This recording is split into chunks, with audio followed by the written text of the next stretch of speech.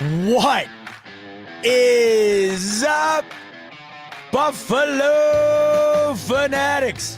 Z-Bot Rico.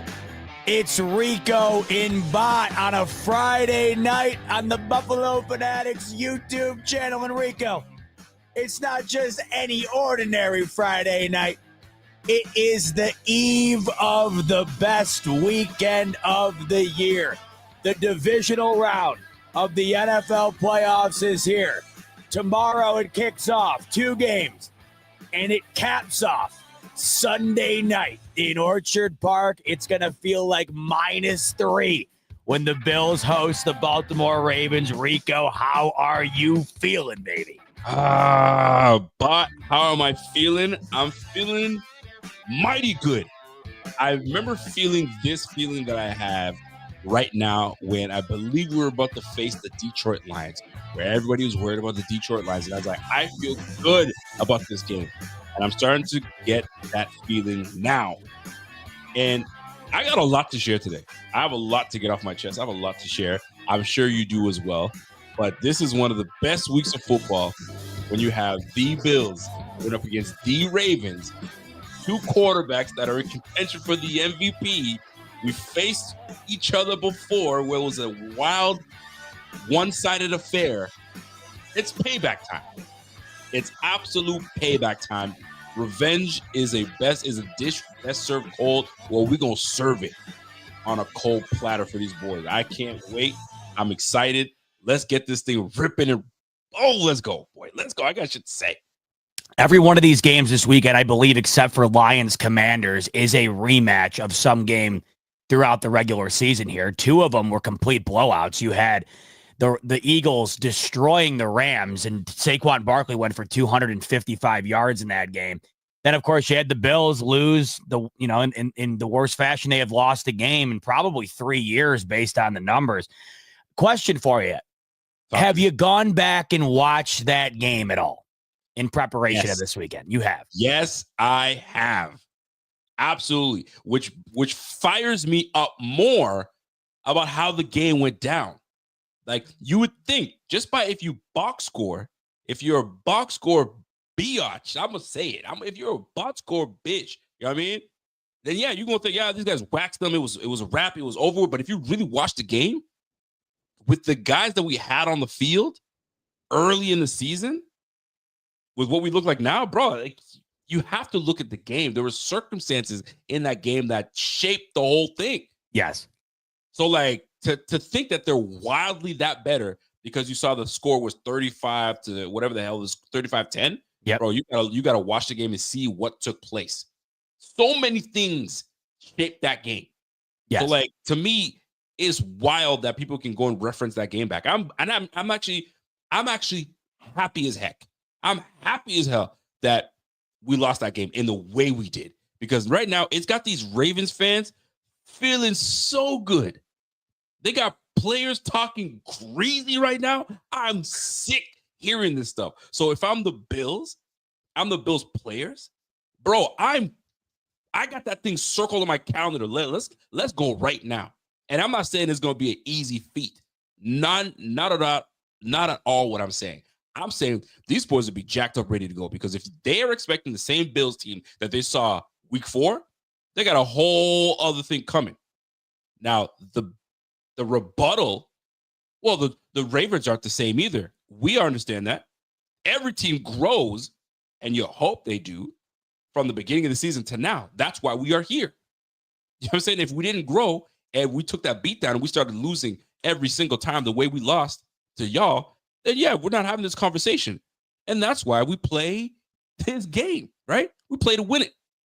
I'm going to channel my Harmer Edwards here. We play to win the game, and this is the game that we should win this game. I feel confident, not because I think we're going to wax that ass. I hope we do, but I feel confident that we knew what our errors were before, and we will come in, do what we need to do, execute defensively. Offense is going to do what they do. It's not like they're world beaters on defense. The Ravens are not world beaters on defense. They can and will be had. Let's keep it a buck. I even went as far to go and watch the Raiders game. I went as far to watch the Browns game just to see what took place here. What took place. And really and truly, what these Ravens tend to do is if you keep it close and you keep it tight all the way through, you got an opportunity. They tend to run away with the game with a big score and then forces a team to get into a passing mode. And then you can pin your ears back. Keep that thing close. Bro, we got an absolute chance. Absolute chance. And we did in the first matchup until circumstances happened. We'll talk about it later. I don't want to get all the way into it now, but circumstances in that game happened that really blew it. The one play that stands out, I don't know if you remember. Oh, I went back and watched the game as well. What's that? I went back and watched it as well. What stood out to you in that game? Because I don't want to take up the whole mic, but what stood out to you in that game that says, you know what? If this didn't happen, or if this play didn't work out the way it needed to, or this circumstance didn't happen, this is a whole different game. I have my views. You may have the same. I'll pass the mic to you, my guy. Your thoughts on this game, your confidence level going into this game, your thoughts on the chatter coming from the opposite fan base. Give it to me, man. Let me hear it, and then we'll get into it. We'll spar back and forth, and let's see we're on the same page. Yeah, there's a lot to talk about when it comes to this game, a ton. Oh, and yeah. I genuinely think that it is as razor thin of a margin as the spread is indicating that it is. Anywhere you look right now, it's either a pick 'em or the Bills could potentially close as a underdog, Rico, which would be the first time in franchise history the Bills would be a home underdog in the playoffs. I do think it's really that close. These teams scored nearly identical amounts. They have scored nearly identical in terms of points per game. They have allowed nearly identical points per game. They have the exact same point differential at plus 157. I also think that they like to do very similar things. When we think running the football, we think about the Lions, and we think about the Eagles, and we think about the Ravens, but the Bills have been just as effective running the football as anybody. And we saw that against Denver the other day. It allowed Josh Allen to have the tremendous performance that he did. They ran for 210 yards, and they stuck with it. They ran it nearly 20 times more than they threw it. And that's what we had talked about when it came to Joe Brady. And you had asked me about a week ago. Sorry, I just hit my. You had asked me. You asked me what I was expecting from Joe Brady and if I wanted to see anything change or not. And I said I didn't want to see anything change. And we didn't see anything change against Denver. He noticed that the run game was working. He stuck with it. And then that allowed Allen to go 20-26. It was just wide open for him. It felt like all game long. The Ravens want to run the football in this game. They ran for 300 damn yards against Pittsburgh. The Bills for 210 against Denver. The interesting thing is Denver had the third best rushing defense in 2024 going into that game. The Ravens have the first. So if you can do it against Denver, you should be able to do it against Baltimore. But in that game, all the way back in September, Rico, they could not run the football. They couldn't run the football, and they seemed to bail on it early. There were multiple times where they had third and short to go, and they did not run it and threw it instead. It really all started to me in the second quarter, Rico. They had back-to-back 3-and-outs, and this offense cannot string together that quick of a possession to give the ball back to Lamar Jackson and Derrick Henry, because I think the more that you put them out on the field, the more they're going to be able to get their run game going. If you're going to go 3-and-out twice in a row after already allowing an 87-yard touchdown, you're in trouble. The offense had to keep pace, and they didn't. The odd thing is, I had felt in rewatching that game, Rico, after Derrick Henry busted off that gigantic run in the beginning of the game, it was the pass defense that really wasn't stepping up to the call afterwards. It felt like they were so dialed in on not getting burned by the rush again that Lamar Jackson had open guys all over the place in that game and was picking them apart through the air. But you get to the third quarter, and to me, everybody already knows this. The Bills had momentum. The Bills had the momentum, and they were driving down the field. And I remember at the time how bad the trick play felt in terms of when it was called, the call itself. In rewatching it, as outplayed as the Bills had felt like they were being outplayed up until that point, they were right in it, and they were moving the ball. I would understand running that play, Rico, if they just had nothing going. but they were moving the football and they were moving down the field to where you had felt based on how they were looking, they were going to get points out of that drive. It was that play right there, Rico, that completely put the nail in the coffin. I'm not saying they win if they don't run that play and they end up scoring on that drive, but the score is far more reflective of a competitive game than it would be the way it wound up going down. That play was massive. I'm so glad you brought that up because that's where I wanted to go with this, right? So I'm watching the game. First, let's just break down the big play, the 87-yard run.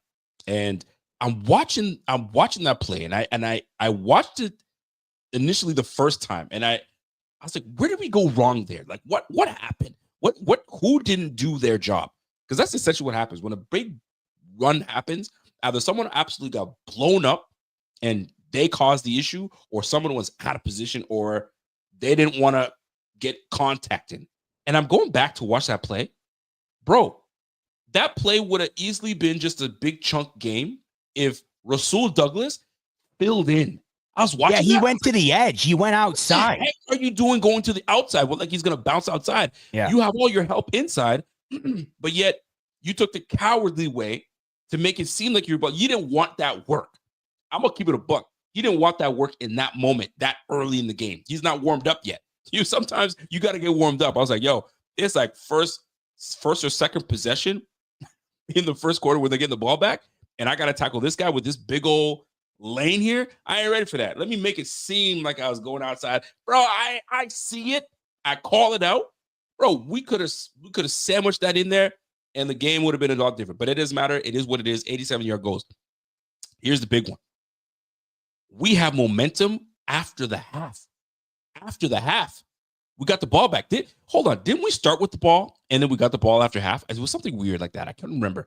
Well, so that's what's crazy is the Bills, they started with the ball and they did not start with the ball. Or wait, no. The Bills did start with the ball. Yeah, we did start but they stopped Baltimore on their first drive of the third quarter. That's what it was. Then the Bills went down and scored, Rico, 21-10. That's why that trick play was so bad. They were on the brink of field goal range. Even if they settle, you have a one-score game after going to half 21-3, Rico. This is my problem. When we decided to get cute, Joe Brady will learn his lesson. And it's like some would say, oh, the Bills weren't able to move the football. Yes, we were, and yes, we will when we play these Ravens. I hate the fact that they make these Ravens sound like they're the best thing since the cliche 85 Bears. Man, bump that, man. I saw what you guys have. I saw what's out there, right? So for me to sit there and act like y'all whooped us, no, we didn't take care of our business. And that's how the score ended up going. And then once that fumble happened, bro, we were deflated. A turnover like that deflates your whole team. Offensively, defensively, special teams, you're deflated. And then on top of that, the shake of the field goal happens. And you're like, it's a wrap. But that fumble, that crucial, silly, flea flick pitch, whatever you want to call it, took all the wind out of our sail because you score. It's now 21-17. Now we got a ball game. The pressure now becomes on the offensive side of the Ravens. Defense is charged up. We scored. Now we have a 4-point game. Let's go. All right. Now I'm warmed up. Rasul Douglas is like, I'm warmed up. Now I'm ready to go. Well, yo, you fumble. They march up the field. Then the game changes. The game completely changes. That's why I'm so ready for this squad. Josh Allen's got to be pissed off. If I'm the defense, all I've been hearing is how great this Ravens team has been. Last time I checked, 13 wins in the second seed. Why are we talking about what can the Bills do to take down the Ravens? We're the number 2 scoring offense. They're right behind us, granted, but it's not like we can't score. Well, what can the Bills do? Scoring defense, we're 11th. They're 9th. They're allowing the same amount of points that the Bills are allowing. So what are we talking about here? Where did it all of a sudden shift towards Ravens being that team? And I don't give a damn if I get put on cold takes or whatnot. Okay, I could care less. Bro, I really do feel that this team right here is a better team than the Ravens.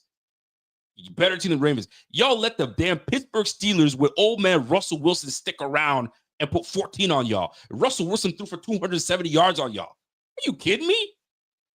Nah, bro. I ain't buying it. I'm actually annoyed. Some would say I'm pissed off, if you want to call it that. Am I raging? I don't know what you want to call it. But I'm going to tell you this. I feel mighty good with these Bills going in and facing these Ravens, man. I hope we bust their ass so good that it's going to have analysts going, what happened? Josh Allen's Josh Allen? Of course Josh Allen's Josh Allen. That's why he's going to win the MVP, because he's that dude. And he's doing it with less dogs. You know what I mean? Come on, man. Like, I'm too early for me to be riled up like this. Way too early. I usually wait till half the show. Into the show, but yo, these boys got me fired up, bro. Like, I can't wait for the game. Oh yeah, I can't wait. You go back to that play, and this is why it was so bad. So the Bills had already gotten a stop on the Ravens to start the third quarter. Remember, 21-3 at half. I mean, they were getting smoked. Yep. They get the stop out of half. Allen has that unreal play. Remember him fading to the sideline. He launches that 50-yard bomb down the field. Shakir. That allowed them to get back in. Yeah, to Shakir. And then Ty Johnson punches it in. So it's 21-10. The Bills end up getting the ball back again. They're stringing together a couple of stops here, right?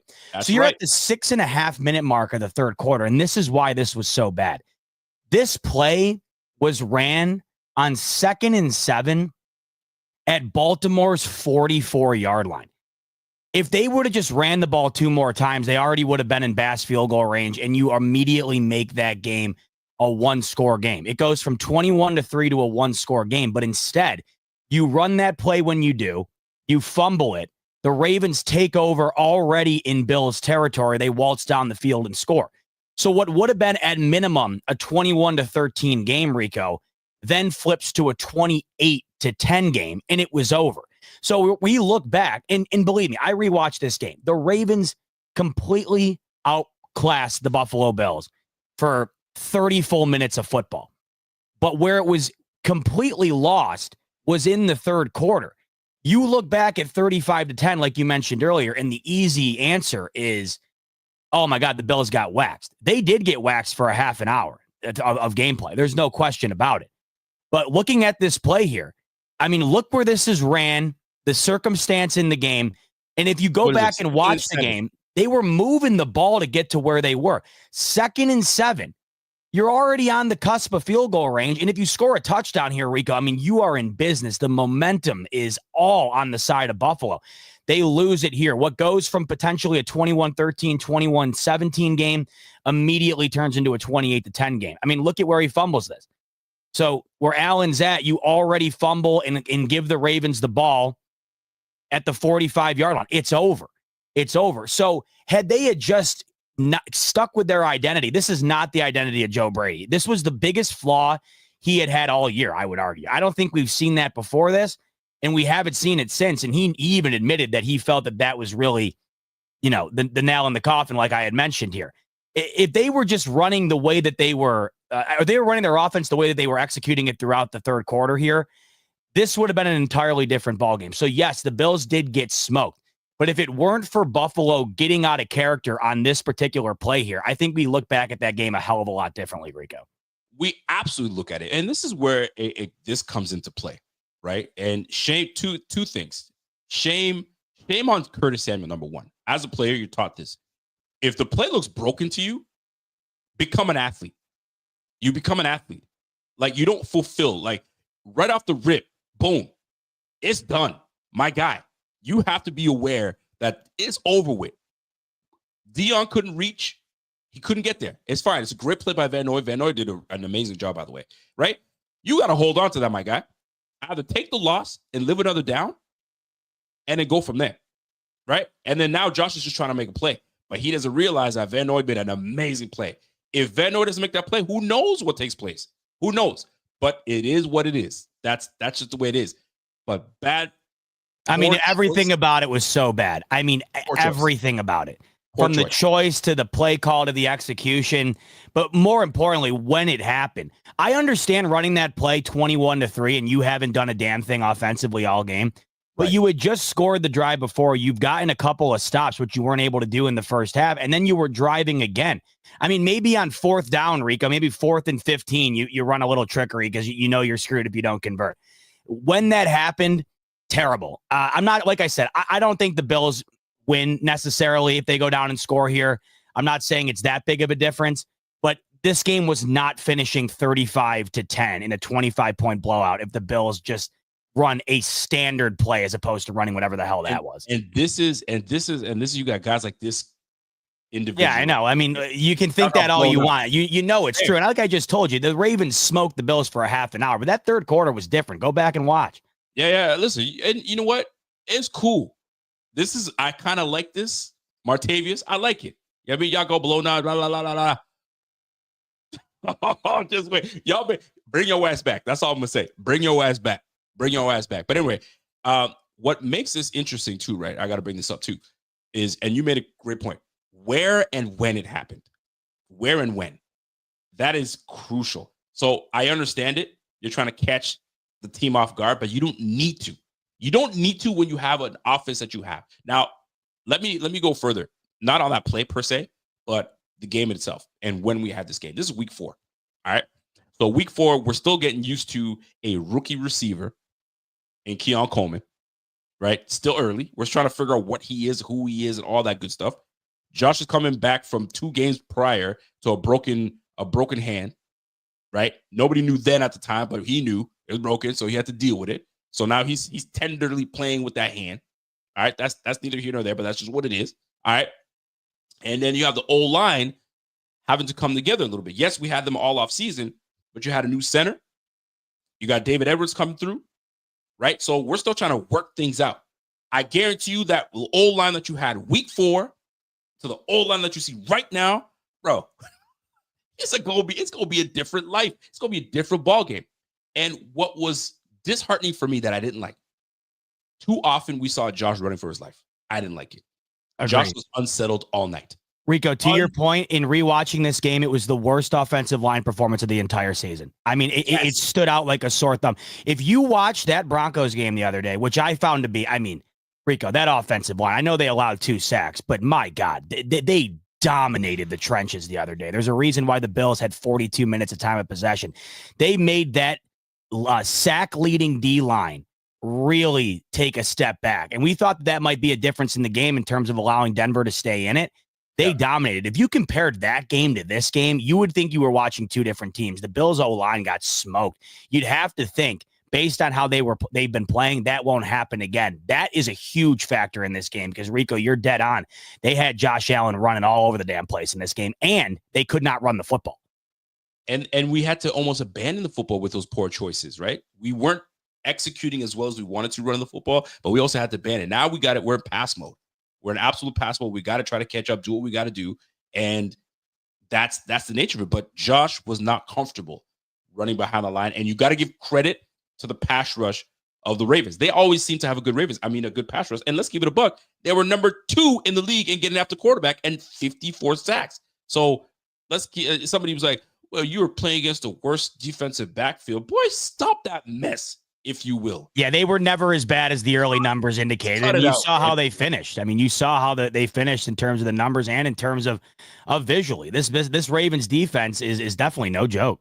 Yeah, we're not. I'm not buying that. And if you wanna use that, you're playing against the worst defensive backfield. Don't forget, Khalil Shakir ended up going down after that big play. I can't remember when, but he ended up going down. So we didn't have him. Well, think about it. You lost him. You lost Taylor Rapp in the middle of the game. Allen got lit. That was another reason to hate that trick play, Rico. Allen got lit up on that play. Did he? I mean, oh, yeah, he got smoked. Remember, they had to come out and check on him. We didn't even know if he was going to go back in the game. Remember, then he had to get cleared. He did. He got smoked on that play. Take a look. So, he yeah. got smoked for real. Oh, yeah. So think about it. You lost Rapp and Shakir in that game. Allen got smoked. Plus, you were without Milano, Teron Johnson, and Terrell Bernard. Once again, I know I say this every time, but I like to because I don't want to make excuses. I'm just saying these are all the reasons why I feel this game will not be reflective of what we saw in week 4. There's no way that this game isn't different. There's so many different factors in this upcoming weekend's game compared to this one that we're watching on the screen here. So I totally agree. And I don't want Ravens fans thinking, y'all like you sound like you make excuses. Now we laid out the facts, my G. So now when this game happens, it is what it is at this point, right? We all got banged up. We all got now we in this thing, right? Everybody had 18 games to play. You know what I mean? We all got banged up, we all got healed up. Now we see what really is the deal, right? We're not talking about week 4. I mean, we're not talking about week 4 game. I don't want to listen, man. I'm excited for this game because of how good it's going to be, and great things are going to happen. And here's another bone I got to pick, right? How are the Bills going to stop King Henry? Like, King Henry is unstoppable. Like, King Henry he's so that boy, you can't tackle him, you can't be. McDermott's defense is not going to handle him. Let me tell y'all something for Ravens fans and whoever's in here. I don't care who y'all are, all right? But let's keep it a buck at least. Let's not act like Lamar Jackson and Derrick Henry aren't a potent duo. They are amazing. Those two together, it's a nightmare to try to stop those two. It is an absolute nightmare. The boys have their heart. They have their jobs cut out for them. Now, we've stopped Henry before. Don't act like we've never stopped him before. Yeah, but he was on a different team, but he's still King Henry, and he was younger. He was younger, and that Titans team was a team to be reckoned with at one point. I mean, that's the same team that almost took it to the AFC Championship. All right? Let's back it up, though, a little bit. 6 matchups that we've had against Derrick Henry. One of them included the Ravens game. We know that one, he ran for 199 yards with that 87-yard rip. Boom. All right? Second, he had a game that he ran for like $140, right? Cool. There's games where he had 57 yards, he had 25 yards, he had 38. Bro, he can be stopped, and how you stop him is by getting him to go horizontal instead of vertical. So if the speed, they're talking about size, right? Can the size of the defense, deal with the size of the offensive line with the Bills? Sometimes when you have a little bit of speed, you can get to the point of attack before these big boys can move. You can slow that man down. Can you stop him all the way? It's hard to. Can you slow him down? Hell yeah, you can slow him down. How do you slow him down? Making him go vertical to the sideline, make him go sideways, right? It's harder from that to do that. So this Bills defense can do it. Got to gap integrity, keep your gaps, know what your job is supposed to be, and now you got to make him shuffle. The minute as a running back, you shuffle your feet in the backfield, dead to rights. You're dead to rights. The minute there's a little bit of a hesitation where you chop your feet and you're like, done. It's over and done with. That's coming from former running back that used to play that was the rule, man. Don't chop your feet. You make a decision, you go. That's just what it is. So these boys got to play fast, play decisive, and gap integrity, right? Because that's what ends up happening. And you got to be willing to stick your nose in it. First play of the game, or the first 87-yard run, my man Rasul Douglas did not want to stick his nose in it. And there you saw, he watched my man run for 87 yards. You let him get into the backfield, game over. It's very difficult to stop Henry. Henry's got his reach, bro. He'll stiff arm you to death, right? The disrespect that I don't know who he stiff armed. It was a guy that was that on Pittsburgh the other day. I think it was who the hell was it? I know you're talking about though. Yeah, I mean he disrespected that. How many of those has he done in his career? But it's going to be interesting. Now, I have tremendous amount of respect for the Ravens because I love Lamar Jackson. I think we are big fans of Lamar, and it just happens to be that they're going up against each other, and it's just what it's going to be. But to act like these guys are just going to run through Buffalo like they did the first game, I have a very hard time accepting that. I just can't. I won't do it. Can't do it. I can't wait for this thing to start off. It was Minkah Fitzpatrick. Oh, buddy, did he ever disrespect Minkah Fitzpatrick? Dallas Goedert absolutely disrespected the guy. He slapped the guy 3 times. Pop, pop, pop, and walked into the end zone. Golly. If somebody knows how to use the stiff arm well, it is a dangerous move. But overall, looking at this game coming up, there are ways that these Bills are going to be successful. Defensively speaking, it's just about being disciplined and just not missing your assignment. But easier said than done. Yeah. Easier said than done. We could talk this big old game, but the assignment's got to be there. You got to do it for 60 minutes. It's not for first quarter, second quarter, 60 minutes of football. And if we can get ahead of these guys and put the pressure on Lamar Jackson to will his team back, I like those chances. That's where we got to start rather quickly. But I'd be damned if I think these Ravens are going to come through and handle business, bro. No way. And these Bills, you tell me, how big a chip on their shoulder must they have for this game, this upcoming game? Are they going into this calm, cool, collected, or is there a big old chip on their shoulder? Well, there's a couple of things for me. In looking at this game and talking about the Henry element, they're not stopping Derrick Henry. So let's talk about your point with Derrick Henry and stopping him in the past. You know, it's funny, that Tennessee Titans team was one of the bigger pains in the Bills' side throughout the Josh Allen tenure here before, obviously, Vrabel moved on and Tannehill. That right there is the biggest difference. It's way different playing a Derrick Henry-led team when the quarterback is Ryan Tannehill compared to when the quarterback is Lamar Jackson. I've never really seen anything quite like this duo. Watching it in that Pittsburgh game the other day, it is something else. I don't know. You can't stop it. You just can't stop it. The way that they execute with the dynamic ability of Lamar Jackson and then the ability to just bulldoze you over with Derrick Henry, it's one of the more unguardable things I've seen in the league in a while. But that isn't necessarily my biggest concern in this game.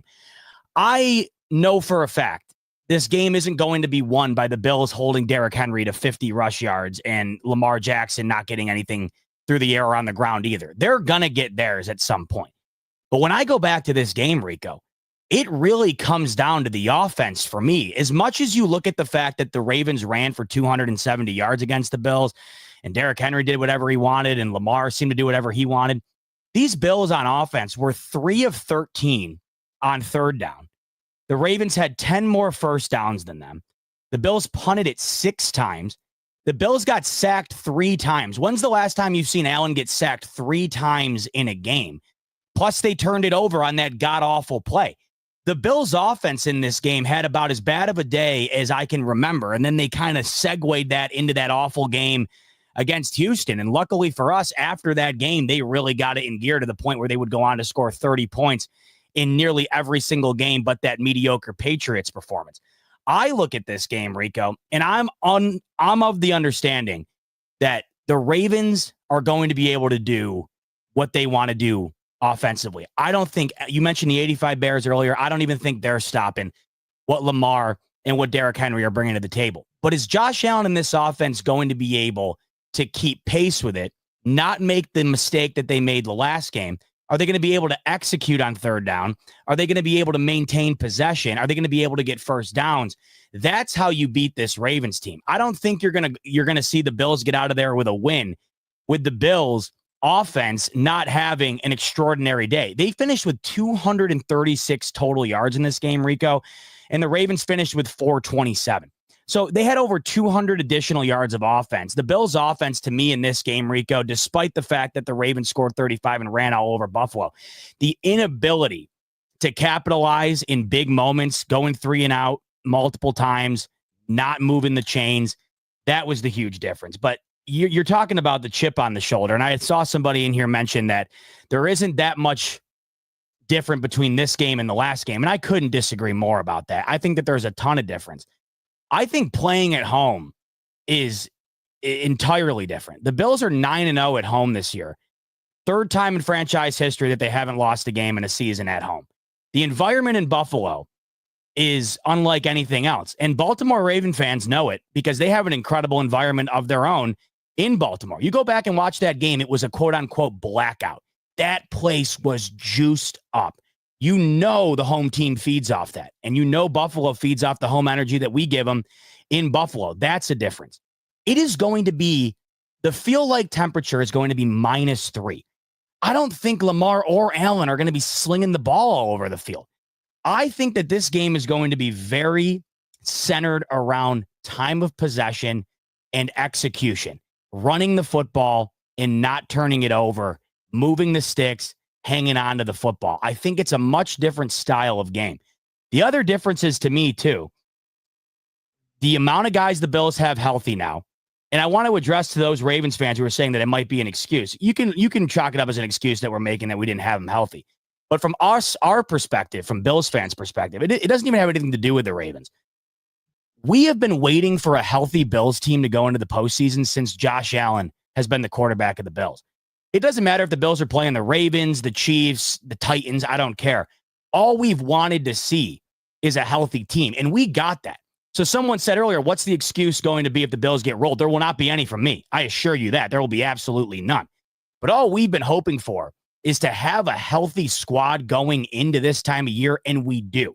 And that's why I think it's different, because the Bills not only did not have that against the Ravens earlier in the year, they haven't had it this time of year really once since Josh Allen's been the quarterback. You mentioned the chip on the shoulder, Rico, and when it all comes down to it, X's and O's, player versus player, I think these teams are so incredibly close in so many different ways.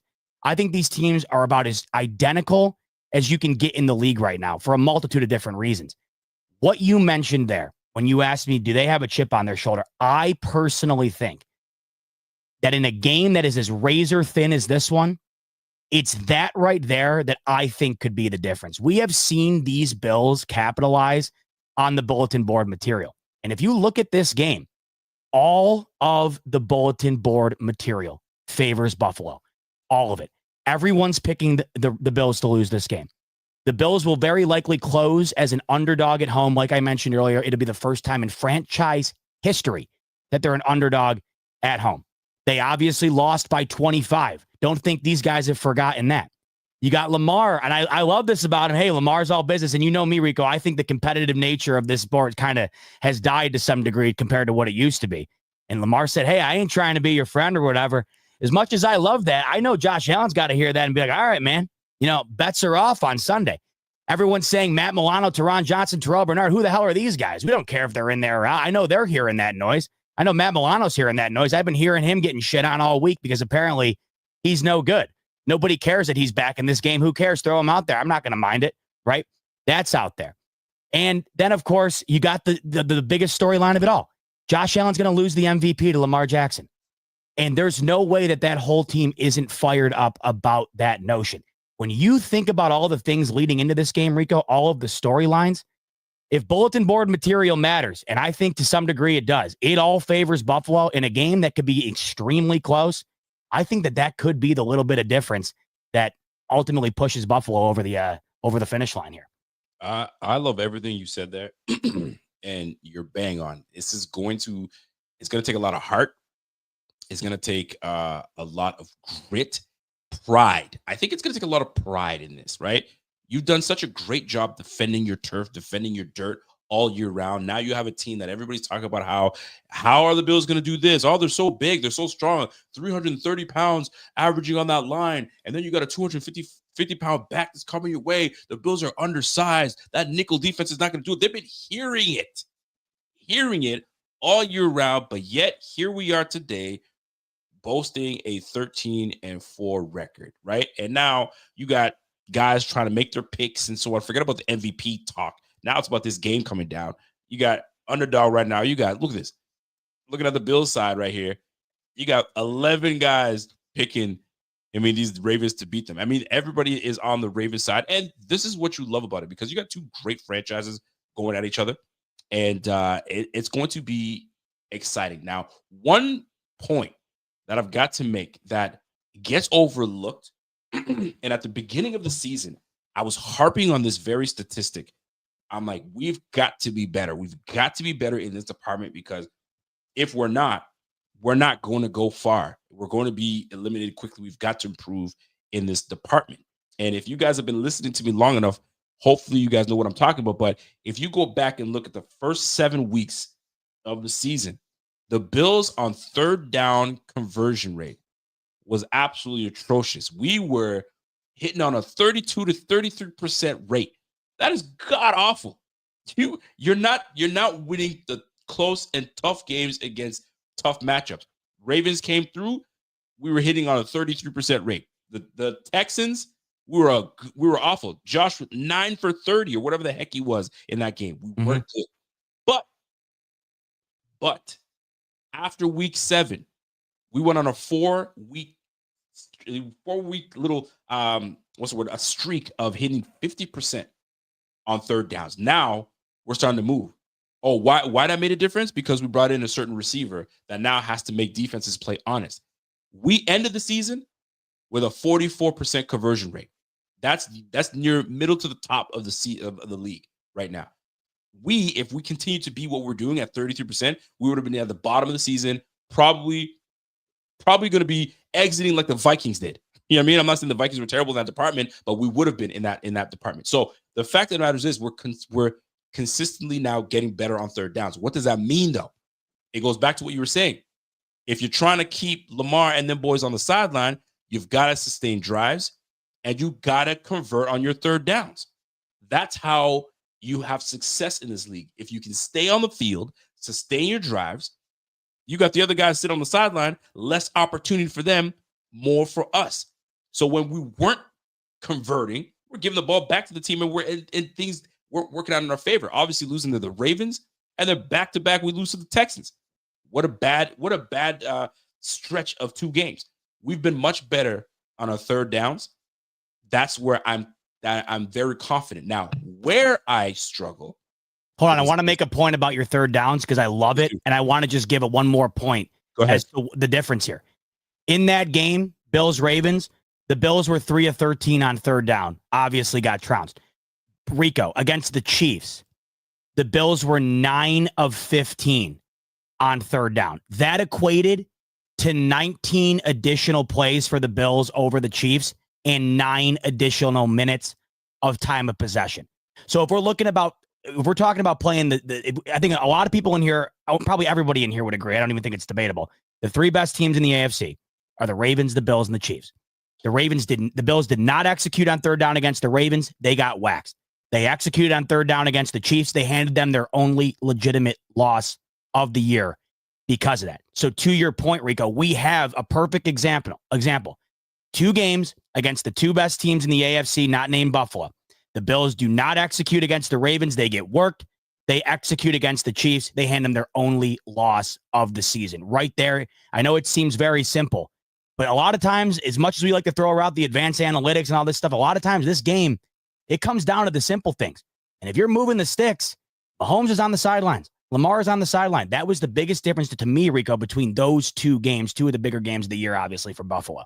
And now I'm going to stick to that point, right? If you're going to play the best teams in the league, you got to convert on your third downs. So 9 for 15 against the Chiefs. The next bet, the team that's the best in the NFC that had the bye week was the Detroit Lions. We went 5 for 10, 50% hitting on that. That makes the difference. If you're not converting, you're giving the other team more opportunity to bury you some more. So do you Ravens fans truly believe that we are going to go yet again hitting on 3 for 13 on third downs? Get your head out of your ass. It's certainly not going to happen. Josh Allen has if you've seen this man enough where when Josh comes to playoff time, he gets busy. So I'm looking forward to this game, not because I'm like, these Bills are going to roll through. Now, I think it's going to be a great game, but I just feel that you're not going to see the same team you saw week 4. Now, granted, we're probably not going to see the same thing we saw from the Ravens week 4. So both teams have developed. Both teams have come along. Go ahead. I just wanted to make a quick point about this third down as I'm looking it up here. Go ahead. The Bills had 3 third down conversions, Rico, against the Ravens. They had 3 third down conversions against the Texans. Those were the 2 worst games of the year for the Bills in terms of third down conversion. When you look at the amount of attempts compared to the amount of conversions, the Bills had 13 attempts on third down against the Ravens, converted 3 of them. They had 14 the following week, Rico, against the Texans. They converted 3 of them. They would only convert 3 rather, in one other game in the rest of the year, and that's when they waxed Tennessee. Every other game, Rico, they were converting at a much higher clip. But you go back and look, the 2 worst games the Bills played all year, Rico, subsequently happened to be the 2 by far worst games they had on third down. Which brings me to my point. Ravens fans, y'all are not facing the same freaking team offensively. If y'all think you're going to you get the same team performance you got that game, cut it out. Furthermore, I'll go to the Rams game. Since we're talking about the losses that the Bills had, we'll go to the Rams game. We saw that game. It was a shootout. Bills 5 for 9 on third downs. So we were converting. And that Rams defense is not a slouch defense. That they can get after it. And they're probably one of the hottest teams. I've been telling you this for weeks now. Rams are a scary team. They're one of the underrated teams, and they can come in and upset this weekend. We'll see how that plays out, but fun nonetheless. But here's the deal. We will convert on third downs. Why we'll convert on third downs? Because we've got an offensive coordinator that kind of has a great feel for what this offense is capable of doing and where our strengths are. Our O-line has gelled, has come together. We're healthy, and we've added a receiver that can get separation in Amari Cooper. So you're going to have to make amends for that individual. When you don't have an Amari Cooper, you're going up against a Curtis Samuel that's disappeared all season long, a rookie receiver in Keon Coleman, and a Khalil Shakir. And we got Mac Hollins, and no disrespect to Mac Hollins because he leads the team in touchdowns on the squad. But you're looking at that on paper, and you're like, oh, we got this. We can play this a little different. Amari Cooper changes everything, and it did change everything once he joined the team because now we started putting 30. How many games did we put 30 points? 13 games this year? Was I wrong? Is that what I heard you say? What was the question, Rico? 13 games of 30 points or more? Is that how much? Is that what you said that we had? Oh, at least. I mean, they scored 30 plus on 10 of their final 11 games. There you go. So yeah, it's a different ball game when obviously Amari Cooper being part of it. Has he shined the way we want him to shine? No, he has not. But you have to account for him because he'll make you pay. He'll absolutely make you pay. So this will be fun. But I needed to bring that third down because that is huge. Now, on the flip though, on the flip side, where I do worry is defending on third down. We are not strong in that feat. We're not strong in that department. We allow too many conversions and teams to stick around. And on a team that puts up 30 points a game as well, like the Ravens do, what this is going to come down to, and I think we talked about this last week, it's about making 2 to 3 stops. 2 to 3 crucial stops in this game could be the game. Could be the game. So we will give up some conversions. I can tell you that right now. It's going to happen, right? But we've got it. There's going to come a time where we got to make a stop or 2 or 3 to really give us that edge and take over this game. So although we're converting and we're doing a much better job offensively, we've got to get these guys off the field defensively. And that's what puts stress on the offense because we're not stopping. So now we're forcing Josh to, all right, here we go. I got to get us back into it. But if we do our 2 to 3 stops in that game, man, where we get him the punt and we get him, we cash in, bro, Bob's your uncle. Now we can make the Ravens one-dimensional and then put it all on my man Lamar Jackson. Put it on Lamar Jackson. I think I'm going to read this real quick. There is a stat. This came from my man Walter. Lamar Jackson this season is 3 for 5, 3 and 5 when he has 30 or more passing attempts. So those wins, Bengals both times and Browns week 17. Shootouts, those two Bengals were too, like unreal shootouts. All right. Like high scoring 30 games. So what that tells me, what that means is, listen, if Lamar is who he is, and he's the MVP that most folks want to make him to be, let's see you throw for 30 and let's see how this plays out. And I know when you have 30, 35, 40 attempts, not normally good. If you look at all the wins that the Ravens have had, and this is no slouch because this means they're efficiently running the ball very well, and you got to give them kudos for that. And they've made this a one-dimensional game where they can run the football and have King Henry run for 100. I think the last 4 to 5 games, Derrick Henry ran for 120 yards or more. I mean, he's on fire. He is on fire. Oh yeah, dominating. So that being said, him running for 120, 130, 140 yards, you got Lamar Jackson completing 14 passes, 15 passes. Life is grand completing 14, 15 passes when you got a running back that can run the way he's running. So we have to do our job defending the run and essentially make Lamar a passer. You got to make him a passer. Not that he's not, because I know the boy can sling that thing, but you got to put the pressure on him. Now pressure's on. You got to go through your reads. And now Sean McDermott can now change up his looks, and now you got Lamar in a blender a little bit. And the losses that he has, they've all kept the games close. Raiders kept the game close. The Browns kept the game close. So it's got to come down to that. We've got to find a freaking way, man. I'm excited for this game. And win or lose, I'm still jacked. I'm not going into this all nervous and have trepidation. I'm not. There's no way. I feel solid. I feel confident. And chat, I got to ask y'all this. How do y'all feel about this game? Are you as nervous as you were going against the Broncos? Because it's the first week. Because I remember saying this, man. First week of playoffs, I always hate it. Second week, I feel more confident. I feel like we got the flow going and we can get things going. But in the chat, let me know if you guys are nervous, not nervous, confidence. Are you 50-50 on that? Let's talk about it. Let me know how you feel in the chat. But I'm interested. I'm interested to see how this all shakes out. But here's what I want to rear this to you now. So we're going into this game, and Sean McDermott today was asked a question. And he was, going through the questions of who's injured, who's not. And he came down to, I think it was Matt Perino asked a question like, yo, all I've been hearing is how big this team is. Can you handle this Ravens offense coming your way? And McDermott is like, guess what? We'll have to find out. When you hear that, does that give you he feels really good about this game plan?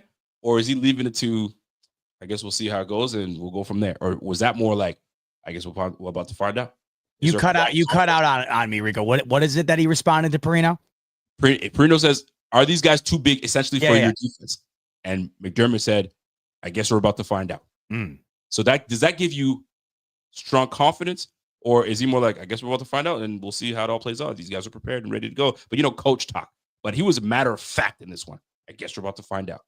What say you on that?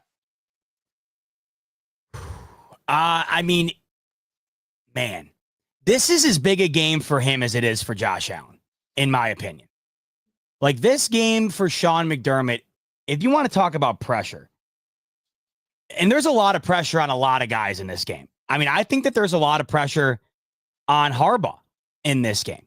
I mean, there's a lot of Ravens fans who feel the way they do about Harbaugh or a lot of Bills fans rather feel about McDermott when the season comes to a close, right? It's always a great regular season, and then it's a disappointing ending. These teams are so similar in so many ways.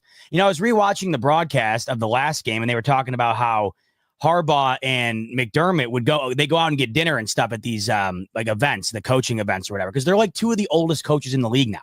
Like it's just, yeah. I mean, that's crazy. I think Harbaugh is either right behind Tomlin or a year ahead of him in terms of longest tenured coach in the NFL. I mean, Rico, with the turnaround at these coaching positions, it doesn't shock me at all. I mean, especially with him, I think he's been with the Ravens for 17 or 18 years. That's crazy, man. Yeah, it is. Man. It is. It really is. I mean, he's essentially been the head coach since I really started watching football at about, 9, 10 years old, really getting into it. He's been the head coach of the Baltimore Ravens. But a lot of pressure on him because they've had a very similar style to their season to the Bills based on the success of the Kansas City Chiefs. So pressure on Harbaugh. I think the most pressure on anybody in this game is on Lamar Jackson. It's inevitable he's going to win his third MVP. And I think everybody knows it's going to be a tough look if he goes out and loses to Josh Allen in the divisional and then 3 weeks later accepts his third MVP award. There's a lot of pressure on that. And after he wins this third one, if he were to get bounced in the divisional here, you already hear people talking about his lack of success in the playoffs. I mean, it's going to get cranked up to 11, Rico, if he loses this game. I think that there's a lot of pressure on him. There's a ton of pressure on Josh Allen. I mean, a ton. So who's got more pressure on? I think Lamar has slightly more pressure because he's had less success in the playoffs than Allen. And as of right now, what we're going to find out, at the NFL honors, he's considered to be 3 MVPs better than Josh Allen. Yeah. The Ravens are considered to be a 6 all-pro type unit, a 6 all-pro type unit, right? Bills have 1. So I think in terms of the public perception, Lamar's the MVP and the Ravens have a significantly better team. That to me leads to having more pressure on it because if you can't win it in that circumstance, well, what circumstance are you going to win it in? It's kind of how we felt last year about the Bills going against the Chiefs. The Chiefs were as bad as they had been since Mahomes took over. We had felt finally we got them at home. They're as down bad as we've seen them. They're susceptible here, and we couldn't do it. That's why that loss last year to the Chiefs was almost as suffocating as the 13-second one because it felt like it was the Bills' time to get him, and they didn't. You'd have to argue right now the Ravens have to feel like this is their time. They've got as good of a squad as they ever have. I mean, this offense is playing at an elite level, and their defense is coming along as well.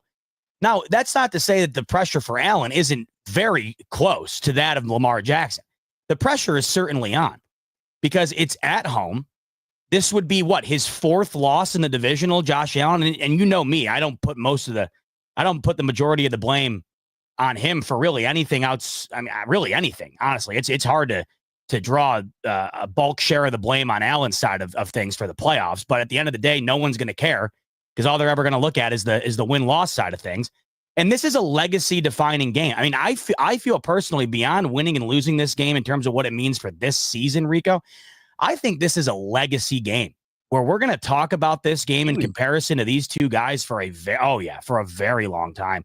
I think we're going to look back and talk about this game a lot. If Lamar loses it, well, what's the first thing anybody's going to say? Well, Josh Allen beat him in 2020 in the playoffs. Then he beat him in the divisional when he won the MVP. Can't win in the playoffs. Right. I mean, that's what it's going to be. And then if it's Allen who loses, well, of course, Lamar Jackson should have his third MVP. You know, he beat Josh Allen on the road at home. Of course, Josh Allen should be considered the third best out of these three quarterbacks.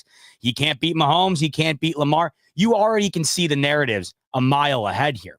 And then we get to McDermott, which is what you just asked me about, his whole mindset here and whether or not, he's got something up his sleeve or whatever. I think there's a ton of pressure on Sean McDermott here because this defense has not performed up to the standard that I think we've created for the Buffalo Bills. And that, of course, is what he is known for. And this is a game where your defense is going to be tested more so than ever because this is a defense that brings challenges that no other team can possibly bring. I think this game is almost as big for McDermott as it is for Josh Allen because I think that if he gets rolled in this game, McDermott, like say Allen Rico has a tremendous game again, but this defense allows Lamar and Henry to just put up 35, 40 points and they don't win. I mean, think about what the narrative is going to be on Monday about McDermott. But if they can not shut down, because there's no way it's happening, but if they can put them into a difficult spot, if McDermott can put Henry and Lamar into an uncomfortable spot, what are we saying about McDermott Monday? Man, no one's been able to stop these guys all year. This has been the best tandem I've seen in my lifetime, and he was able to figure it out to a degree large enough to win the football game because I don't think you're stopping him. But can he figure one or two things out? And you mentioned the size of the D-line. I mean, that's been one of the concerns for Buffalo. They're not that big of a defense. Compared to some of these other teams, they're just not. But I think McDermott knows the weight of this situation, Rico. And if you're wondering whether or not he's fired up and ready for it, I can't imagine he isn't. He knows how big this game is. And I think a lot of it comes down to his shoulders. I love that you said that because I'm looking at pressure and the narrative that can be placed on both sides because there's a tremendous amount of pressure on both guys. And I'm going to stick to the quarterback position at this point. Let's start with Lamar Jackson. It'll be, if Lamar loses this, it'll be he lost to his peer. Mm-hmm. All right. He lost to his peer, drafted in the same draft class, et cetera, et cetera. It's funny. There was a stat that said Josh Allen and Lamar Jackson, they both entered, they got their first start. I don't want to call it a start. Their first time on the field in the same game. It was the game that Nate Peterman was just pooping the bed. So then Josh Allen came in, and then Flacco was just killing us. And then here comes Lamar Jackson. So full circle, here these boys come again 8 years down the road, and they're facing each other in such a big game. But pressure. Now let me get into this. Before I get into who deserves more pressure. By the way, we've got 1,200 people watching this show at the moment right now. We got a good amount on Twitter right now, or X. We've got a good amount on our Facebook page, obviously. So shout out, not Facebook page, our YouTube page. Shout out to the 520 people watching on YouTube. And for the Ravens fans that are in here, shout out to y'all as well. And I wanted to touch on this because we have partnered up, ladies and gentlemen. We've partnered up with Fathead. And if you have not seen these stickers that go into your podcast room, your living room, your man cave, for those that do have this, dude, We partnered up with them, and we're giving you an opportunity to fill your basement with these fathead stickers. Go ahead and jump on that by going to the website, using the code Buff Fanatics. Take a look at it. There's 3 F's right in that thing. So go ahead and get the Buff Fanatics ready to go and get yourself fathead. I don't know. I think I might try to get myself a Christian Bedford one, throw it in here. Or Josh Allen. You can't go wrong with Josh Allen in here. That Bruce Smith one that Bobby sent along. Like, imagine walking into your room and there's a 7-foot Bruce Smith on your wall. That one was crazy. I'm telling you. So, ladies and gentlemen, go ahead and use our code, and you get 15% off. That's the big thing. Don't just use the code just for fun. Use it so you get your 15% off on that. So, by using the code Buff Fanatics 15, go ahead and jump on that and tell them your boys sent you. So, having a 6'7" Bruce Smith sitting in your going back there, like, golly, gladiators, boy, gladiators. So, pressure. Yeah. Lamar Jackson doesn't win this game. You couldn't win with Derrick Henry. This is your MVP year, but you went up against Josh Allen and you lost that game. Your playoff record is not great, buddy. You haven't. And this is going to be the second time that you lose to Josh Allen. When will Lamar get over the hump? Is he just a regular season quarterback? And when the time comes for him to step up and win for his team, he can't do it? That's what's going to be pushing. Now, Ravens fans are going to be like, yo, but he had a great year last year in the playoffs. It just, Zay Flowers drops a football, and that changes everything. You're right. But at the end of the day, what counts is the L. We can talk about 13 seconds all we want, but we know what end of the day, what counts is the L. That's the single amount of pressure that Lamar Jackson has. Here comes Josh Allen, the pressure on Josh. Josh, this is the best year you've had not having all the weapons. Every time you get into playoffs, you handle your business, but you've lost to all the big-time quarterbacks. Pat Mahomes keeps knocking your ass out. Joe Burrow knocked your ass out. Now Lamar is going to knock you out in the divisional round to make you go 1-4. Can't you get over the hump? And you're at home? Josh, there's no excuse. You're healthy. You got everything. So you're looking at both ends of the spectrum here. Both these guys have a tremendous amount of pressure to get this thing done. And the worst thing is, they're the nicest guys. You don't hear, like, I'm not saying Baker Mayfield's not, but you go to Baker Mayfield, he's got a bit of an edge to him, and some people, he's not for everybody. Josh Allen, you won't see Josh Allen talking ish at all in the media. He's as polite as they come. Same for Lamar Jackson. They're likable guys. Somebody's got to go home, and somebody's going to get lit up. So pressure's on both these cats, and nobody wants to be on the end of getting all the scrutiny. But when you're the franchise quarterback of your franchise, you gotta face the fire. And they're both going to be facing the fire. It's going to be a tough matchup. But the edge with the chip on the shoulder, being at home, JA-17 needs this so he can go back to the AFC Championship full circle without Stephon Diggs and get the job done against the Kansas City Chiefs. Golly, what a story that would be. I can't wait.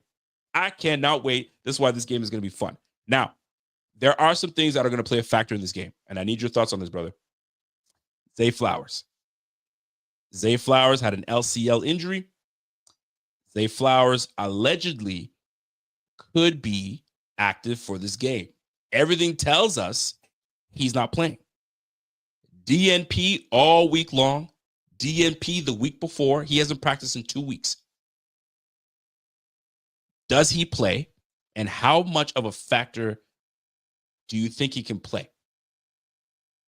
He doesn't play, in my opinion. Okay. So it's all smoke screen, you think?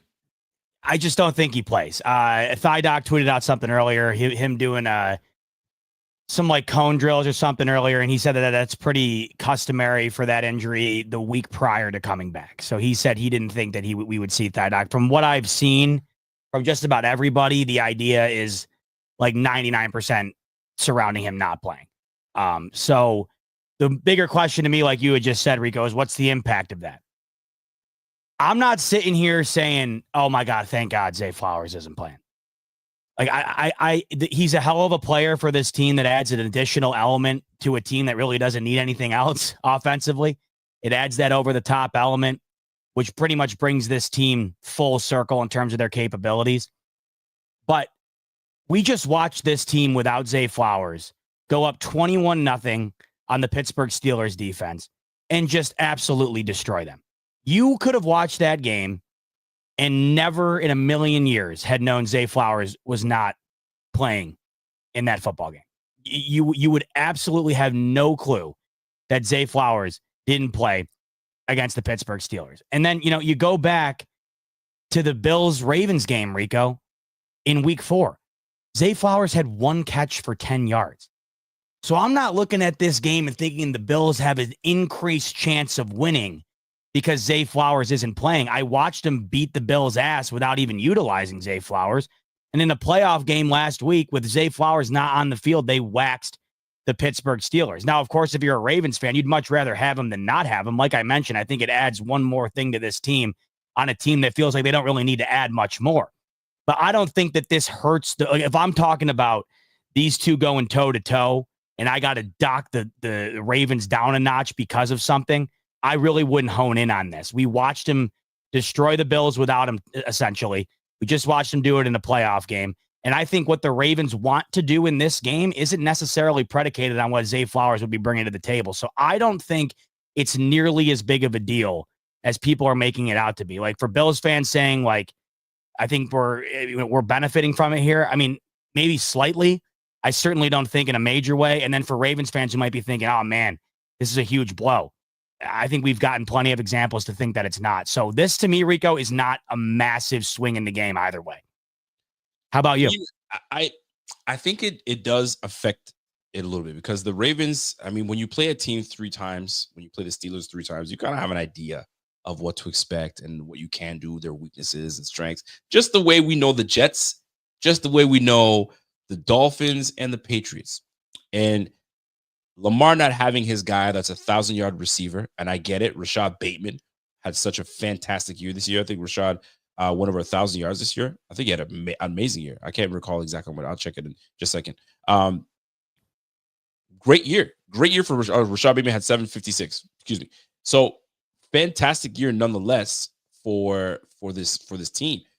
But let's not think that Zay Flowers not being in this game is not going to affect anything because he's such a yak player, ball in hand. He's able to be just a nuisance, right? You have to account for a guy like that creates space for himself. So now, if he's not, let's just say he does play, he's certainly not going to be 100%. So how much is he going to be how reliable of a piece is he going to be to obviously Lamar Jackson? But you saw how other guys stepped up. Nelson Aguilar is absolutely going to step up. Isaiah Likely will most likely be a guy that gets a little more touches on there. Justice Hill absolutely was a pain in our side the first game, catching the ball out of the backfield, the yak after the catch. So it's although this is going to be a big blow for the Ravens offense, I think Todd Monk is going to find a way to I don't want to say replace, but find a way to utilize others in different aspects. I think Justice Hill is going to be utilized a lot more. Isaiah Likely as well. So we got our work cut out for us. We certainly do, but it is a big blow. They're not 100% on the offensive side of the ball, and maybe we find a way to mitigate and force him to hit receivers that he's not used to. So if we take away the speed of Rashad Bateman, is he going to live through Mark Andrews? But do we allow them to just keep chipping away and just killing clock and getting up there? So the defense is going to have a hard time. We talk about pressure on both quarterbacks. We do. McDermott, Babbage. I tweeted it this week, man. These boys, if they're about that life, they probably did not get a lot of sleep this week.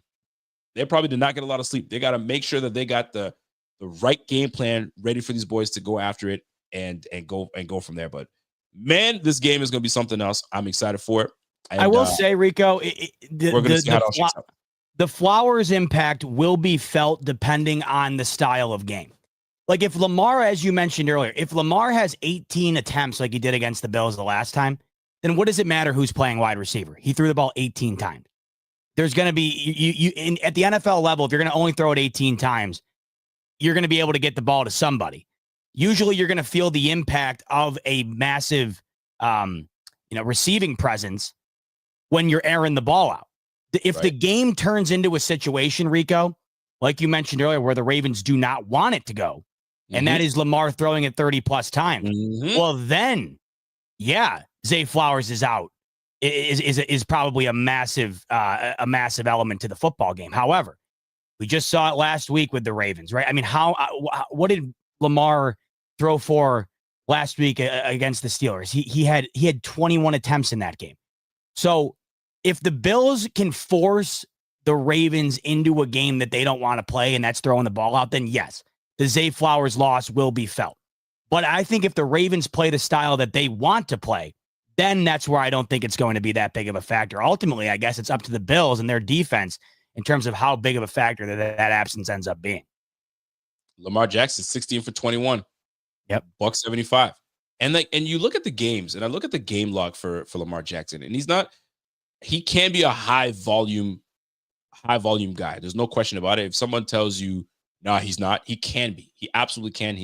But if you look at the completions that this brother's had, how many games? He's got 1, 2, 3, 4, 5, 6, 8 games. 8 games that he's completed over 20 passes. Oh, he can do it, Rico. It's just why would they want him to do it? Because that would mean that they're in a game that's probably far closer than they want it to be. For sure. And the point I'm trying to make here is the games that he has not, completed over 20 of those completions. Henry went off. I'm certain of it. I gotta look at the stats behind him, but Henry probably had a great solid game, and they've dictated what was going to take place. Right. So it's interesting to see. And like you said earlier, man, if you're not having him throw all them footballs all day, all good, because he picks his time to kill you. And that's what I love about Lamar's game, where 20 completions, 16 completions, but if he's completed 16, he probably had 19 attempts. So he's efficient was where he's putting the football. So he may not need to have 30 plus attempts, but he can still kill you. But what we want is for him to have that many. That means it's a shootout. And now there's a level of pressure that gets put onto you when you have volume throws. So now you got to complete, you got to make your things happen. You saw it. How stressful were we when we're going up against Matthew Stafford? It's back and forth and back and forth. Somebody's got to make a play, and the pressure's on because this guy just went, I just went. This guy just went. If I don't get it, now I've given them an extra opportunity to go and get our ass. So you kind of want a shootout, or you want Josh Allen to be in this Bills offense to be such in control that Lamar has to now throw from behind to try to catch this game back in. And now we can shift our defense a little bit and now put the pressure on them. And hopefully, poetically, Taron Johnson takes a rep back to the house and says, peace, appreciate you. But this is a much more mature Lamar Jackson. This is a much more mature Josh Allen. So, man, this game is going to be something. But the big X factor, obviously, on that team is Derrick Henry. Derrick Henry is going to play a big part in this. And if the Bills do what they need to do defensively, we can make this a game. But if we let them run loose, it's going to be a long day for the Bills. I think we have a lot to be confident about going to this game. That chip on your shoulder that we were talking about will play a big part in this game. But boy, oh boy, it's going to be something. It's going to be something. Yeah, and once again, it's not that you're not fearful of Lamar throwing it. Like, he can still beat you throwing it. If the game ends up getting to a point where they have to throw it a lot, they can still lose or they can still win. Obviously, I mean, but the whole point here is that would Lamar throwing it 30 times would tell me that they're not executing on the ground like they'd like to be. And that tells me that that's advantage Buffalo, because we know for a fact that the Bills do not want to get 270 yards hung up on them on the ground. And if they're not consistently trying to get towards that number like they got to last time, and they're throwing it instead, that tells me either the Bills are winning in the trenches and mitigating the run game, or the Bills are up a score or two and the Ravens are overcompensating. Either way, it's not a knock on Lamar and his throwing ability at all. It's a knock on the game plan, Because to me, Lamar airing it out tells me that things aren't going the way that Baltimore was hoping they would. How much do you want to see Josh run the football in this coming game? Is Great it one of those question. things where it's carte blanche, run when you need to, do what you got to do, we need that win? Or are you more like, listen, man, how we win is by getting the ball in the hands of James Cook. If Ray Davis is clear, Ty Johnson, let those boys run that football, keep Josh fresh, and let him deliver the ball downfield? Or is it break the glass, be Superman? If you have to run for 60, 40, 80 yards, whatever the case is, do it by any means necessary. How do you feel about him being out there, susceptible to obviously taking the hits? Great question. I want Josh Allen running all over the place in this game. The most rushes he had all year, it's no secret. They're the 2 games against the 2-1 seeds in the NFL playoffs. He had 12 rushes against the Chiefs. He had 11 rushes against the Lions. He ran it 8 times against Denver, and they won 31-7. I mean, he hadn't ran it more than 8 outside of the Lions, Rams, and Chiefs game. He had only ran it more than 8 times once, and he runs it 8 times last week in a game where they win 31-7. That tells me exactly what I had predicted. I thought it was so funny, by the way. The over-under for Josh Allen yards on the ground, Rico, in that game was 46.5, and he finished with 46. I thought that was hilarious. But 46.5. Somebody's getting pissed. I know. But you saw last week what I had anticipated. Anyone who follows the Bills closely enough knows that when the postseason comes around, so does the Josh Allen run game. And you saw it get a nice little practice round last week. Allen used his legs in a couple of big moments and got a couple of first downs, was able to get 46 yards on the ground. I think you're going to see double-digit rushing attempts for Josh Allen in this game. I think you're going to see 50-plus yards on the ground from Josh Allen in this game. That's what you want. You wait all year long for this moment. And when you have the secret weapon that is Josh Allen's legs, this is the time to use it. When you have, your best card in the deck, you don't use it in the middle of the most like non-pertinent time of the game. But all of a sudden, when it gets down to crunch time, you pull out your best stuff, right? And this is, of course, the one thing about the Bills that they've gotten a lot better at in terms of kind of putting to the side unless it's absolutely necessary. This time of year, everything is absolutely necessary. You do whatever you got to do to win the game. The Ravens just did the same exact thing. Lamar's kind of dialed down the amount of runs that he kind of puts out on display too, especially compared to what we've seen from him in the past. He ran it 15 times last week, Rico, in a blowout win. Lamar ran it 15 times against the Steelers. I bet you both these quarterbacks on Sunday, man, Rico, it wouldn't shock me if they combined for 25 attempts. Rico Lamar and Josh Allen. I could see them running the ball 25 plus times combined. I bet you, if I had to bet money on it, I bet you we see double-digit rush attempts from Josh Allen, and that's exactly what I want to see because this is the time to do it. You can't take it with you, Rico. You're 100% right. I think this is where it's break glass by any means necessary. And you'll see it from Josh. You'll see it from Lamar. Yep. And especially because the Pittsburgh Steelers had a clear plan. Do not let King Henry destroy this game. So what we're going to do is that read option. If everybody does what they're supposed to do, we're going to key on Derrick Henry. And if Lamar has to kill us with his legs, we're about to let him kill us with his legs. We're just not going to let King Henry do it. And for the first little bit, it was clear. And that's why you saw so many runs coming from Lamar Jackson. And you could probably see the same thing happen again. That's why these two are so dangerous, because pick your poison, because one's just as bad as the other. You let Derrick Henry take it, he could take it to the house, and so could Lamar, because that boy got blazing speed, right? But the difference is one can take, I'm not saying Lamar can't, because he can, no doubt about it. But one's more used to taking, the rigs of the game, rather than Lamar. Lamar will kind of go down. So if you could put a little weight on him, put a little push on him anytime, tire him out a little bit, that'd be great. But you're going to see both these boys touching the football and affecting the game. That's what it's going to come down to, affecting the game.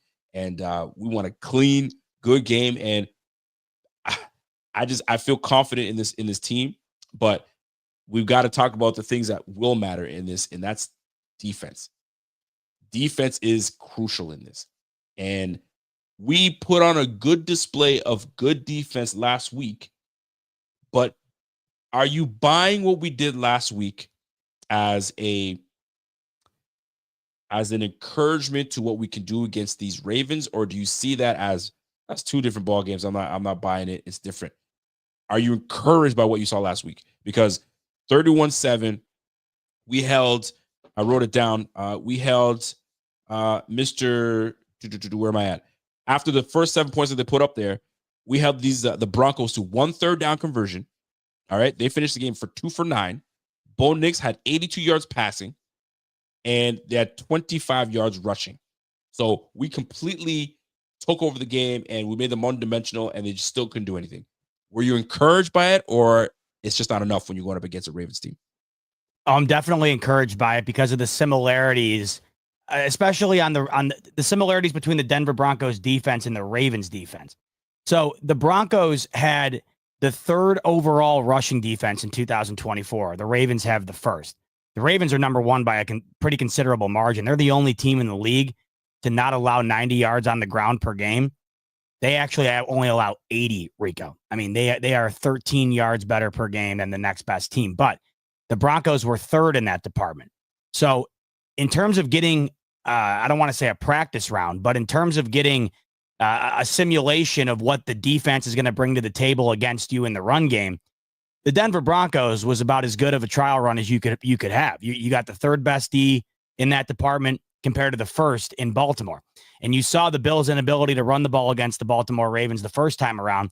They just ran it for 210 yards against these Denver Broncos, who are no slouch. I mean, that defense, not only, but based on the numbers, do they rank that high, but we know how potent that D line had been all year. They led the league in sacks.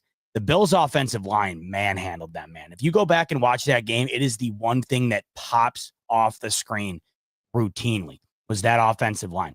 Then in addition, you're talking about points per game, Rico. You know, the Bills only had 10 points at half against those Broncos, and the Broncos were only allowing 18 points per game, and they put up 21 in the second half alone. So if you're talking about a comparison, the Baltimore Ravens are a top 10 scoring D. They're the number 1 defense in terms of running the ball. Compared to the Broncos, similar type numbers, the Bills ran it with ease, and they lit the scoreboard up for 31 with 21 coming in the second half. So I loved what I saw last week. I thought that was one of the best offensive line performances all year, and that is saying something because you can make an argument that this Bills offensive line is one of the best in football. It probably is the best in the AFC. Feels like the NFC's got it, the more potent offensive line play. I think the Bills' offensive line might be the best in the AFC. So you loved what you saw from them against a pretty stout defensive front from Denver. And then the Bills' ability to just continuously score 30-plus points. You saw it again last week in a game where it really didn't feel like they were going to get there. They played 30 minutes of football where they were settling for field goals in the red zone. I think they were 1 for 4 in the red zone, Rico, in terms of touchdowns to field goals, and they still scored 31 points. So, yeah, I was very encouraged. And then the defense, Rico, last week from the Bills, to be able to bounce back from that start, I mean, that had to have been a pretty demoralizing start for that D. You're going out there hungry in front of that crowd against a rookie quarterback that you're hoping to eat alive, and you let him hit you with a 50-yard bomb 4 plays into the game. And they only respond by not allowing a single point the rest of the way. So I understand it was Denver, but man, to not allow another point after the 2.5 minute mark of the first quarter, 2.5 minutes into that game, the Broncos were up 7-0. And the Bills went on a 31-0 run in a playoff game. I understand it was a rookie-led team. I understand the Broncos have not been to the playoffs in some time. But Sean Payton's a Hall of Fame coach, and that defense was top 10, top 5 in the majority of major categories, and the Bills housed them. So you can't tell me you're not encouraged. I know Denver was the 7th seed, but the way that the Bills executed last week, it has to have you encouraged. How about you? I mean, that had to have made you feel good going into this week. I feel good about what they did. Sometimes it's about momentum. All it takes is a momentum. All it takes is a sense of confidence, right? You have, I don't know, you test well on a math test. Like I'll use my daughter's the other day, right? She comes home and you got to love the 6th grade. Now they're working on long division. I had to God. shake the cobwebs a little bit, but all right. Let dad kind of give you the answers of how to break things down this level here and that level there. But once you get it, because she didn't do great on the first test, she's like, I wasn't a little shaky. So we started talking and we started breaking some down and we did some exercise together. And I'm in my dad mode and all that stuff, right? And I was asking her this morning, I was like, how do you feel going into it? She's like, I feel really good. Like that sense of confidence after you did really good things against your last opponent. The Bills should feel great. Defensively on the back end, it should feel great. The pass rush should be great. Right now, Von Miller, I think there's a stat since week 11. I want to say week 11. I could be wrong. Since week 11, he's got a pass rush rate win of 25%. That leads the league. That's Von Miller. So Von Miller has probably got his legs underneath him, ready to get after it. Now we just have to come in this game and hunker down and really take care of business and go from there. Secondly, speaking of confidence, right? We've got to find out where the weaknesses are on this Ravens team. And right now, there are two guys on that squad that can be taken advantage of on that Ravens team. And that's Stevens, that corner, number 21, I believe his name is. Brett, I forgot his first name, but Stevens, he can be, you go after that, brother. You can put him on an island, find out a way to scheme him in a position to take full advantage of him. And you can get him on an island and fully expose him. The same way that we were able to find some leaks with the Lions defense when Ty Johnson was an absolute stud that game, we found out that we can get after the linebackers. Milk check. We can get after them boys. And that's exactly what we ended up doing. So let me find out and move some things around and see if I can manipulate my what's the word I'm looking for? My motions and get Stevens on an island by himself, and all of a sudden you're stuck with Khalil Shakir, or you're stuck with, bro, I'm taking that all day. So we got to figure out a way to find the weaknesses. Who do you run at? Who do you avoid? Who do you run at? The same way they're going to do the same thing with our guys, right? Who do you run at? How do you try to defend, right? Where's our strong point on our O-line? Do we go to the right-hand side where big boy Spencer Brown is and really attack? Do we go after Van Noy, an older Van Noy, but he still could play? Do you go? So there's some guys that we will be able to manipulate and try to figure out. And that's what the offense is about, right? Trying to get the defense confused, right? So if you could do that with this type of offense, we can go from there. I'm watching some of the games, right? I know Mark Andrews was banged up. I know he was banged up at the beginning of the season a little bit. But and Ravens fans, you guys let me know. And this is an honest conversation. We're not here sitting talking trash on your team. Are we confident? Heck yeah. Has Mark Andrews been the guy for y'all? I know he's been banged up a little bit. It seems as though they're leaning towards Isaiah Likely. Is he healthy? Is he fully healthy now, ready to go? Because I was wondering about that. And if he is healthy, is there still a lot of trust in him? Or is Isaiah Likely starting to come around? Because it seems as though Isaiah Likely's coming around and they're using him a lot. So those are things I'm watching. He seems to have a great relationship with Rashad Bateman. Golly, man, that boy's come alive. He's finally come alive, and these boys are on it. But now that you don't have Zay Flowers taking some of the underneath stuff, Nelson Aguilar's cool and all. I have major respect for Nelson Aguilar, but does that change? And this is where defense comes in and it's all right, hold on now. So where can we find ways that we can attack? Offensively, defensively, where can we attack? Defensively, 21. Get after that 21. And I'm not saying he's a bum. He ain't Wiggins, and he certainly ain't Humphrey. Humphrey's a little dog. Feel me? So we're gonna have to find ways and find matchups that we can fully take care of.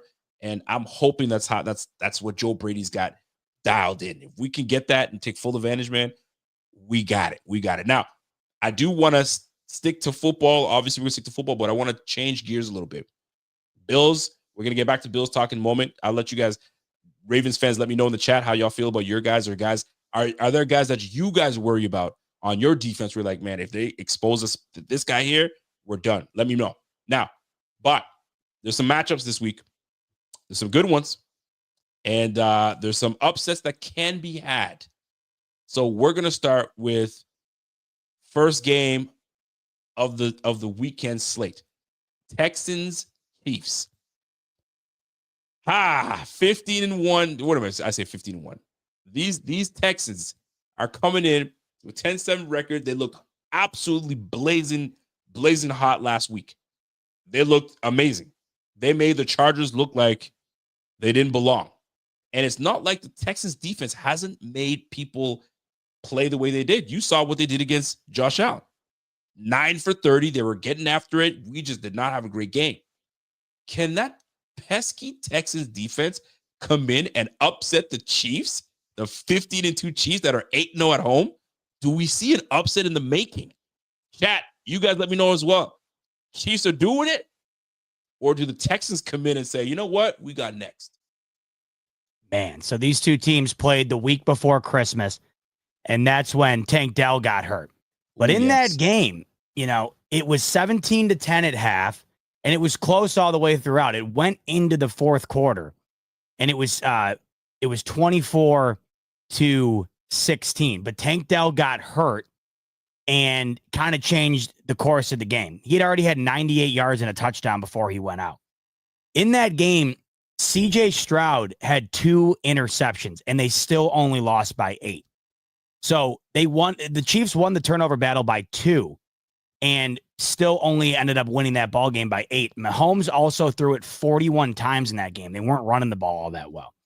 So I look at this game and think if CJ Stroud can keep the turnovers, off the playing field, if he can limit turning the ball over, or really in general, I think you're going to have to not turn it over. If they can play a clean football game, they have a chance, no doubt. The spread right now is 9. I like the Texans to cover that spread. Yeah, it's large. I like the Texans to cover that spread. I cannot predict CJ Stroud going into Arrowhead and winning that game. Mahomes is 6-0 all-time in the divisional round. As we know, he's never not made the AFC Championship. I don't see that not happening this weekend based on CJ Stroud coming in his sophomore year to Arrowhead and eliminating the Chiefs. But, there's some factors involved in this game that have you thinking it will be close. The fact that it was close last time around and Stroud did not play that great of a game, 23 of 39, and he had those 2 picks. Also, the Chiefs are on what? It'll be a 25-day bye come tomorrow. Crazy, Rico. They haven't played legitimate football in almost a month. You got to think they're going to come out with some sort of rust. I'm not saying it's going to last the whole game, but you had the Texans fighting for their life last week. They were down early in that game. They had to come back. So they're juiced up. And I think it might take a little bit of time for Kansas City to get there. So I do think the Texans keep this close. I think they cover the 9. But ultimately, I think the Chiefs get it done in the end in a lower scoring game because it's going to have to come down to 2 things. Stroud not turning it over and that defense playing as well as they did last week. Now, they forced 4 interceptions on Herbert, who had only had 3 all year. Can that D, Rico, force a turnover on Mahomes? And can Stroud not turn it over? That might be the biggest difference in the football game. So once again, I think there's a lot of things involved here that keep it close for the Texans. But, man, I just don't see them getting it done. As much as I'd love to see it, because that would mean going into Sunday night, both the Bills and the Ravens would know that they are playing for the right to host the AFC Championship game. It would add one more storyline to what feels like an encyclopedia of storylines going into Sunday night. But I don't see it happening, Rico. I got the Chiefs winning, but not by as many as people might think. How about you? The last matchup, what did they run? But they won by 8. So the spread was about right. All right. Yeah. I'm with you, man. I think the Chiefs, listen, at the end of the day, the real storyline is this. We're trying to get a 3-peat. Damn all the stats, damn all of this. I don't care if we win by 1. The point is to move to the next round. We're not about to let these pesky Texans come in and ruin what we worked so hard to do. 15-2 for the season. We're amazing when it comes to being at home. We're at home in this. The frigid temperatures are going to play a big part in this, by the way, with CJ Stroud and them boys. I can't see the Texans coming in and upsetting the Chiefs. And if they did, would that be an upset? That would be disgusting. But I just can't see it. They're refreshed. They're healthier. I believe I mean, there was rumor that Rashee Rice was going to be back, and I doubt that's going to happen. But they're ready to go now. I love what you mentioned about the rust, because how could you not have rust? You haven't played in over 15 days of no football, right? And just resting. And plus, you have the bye week.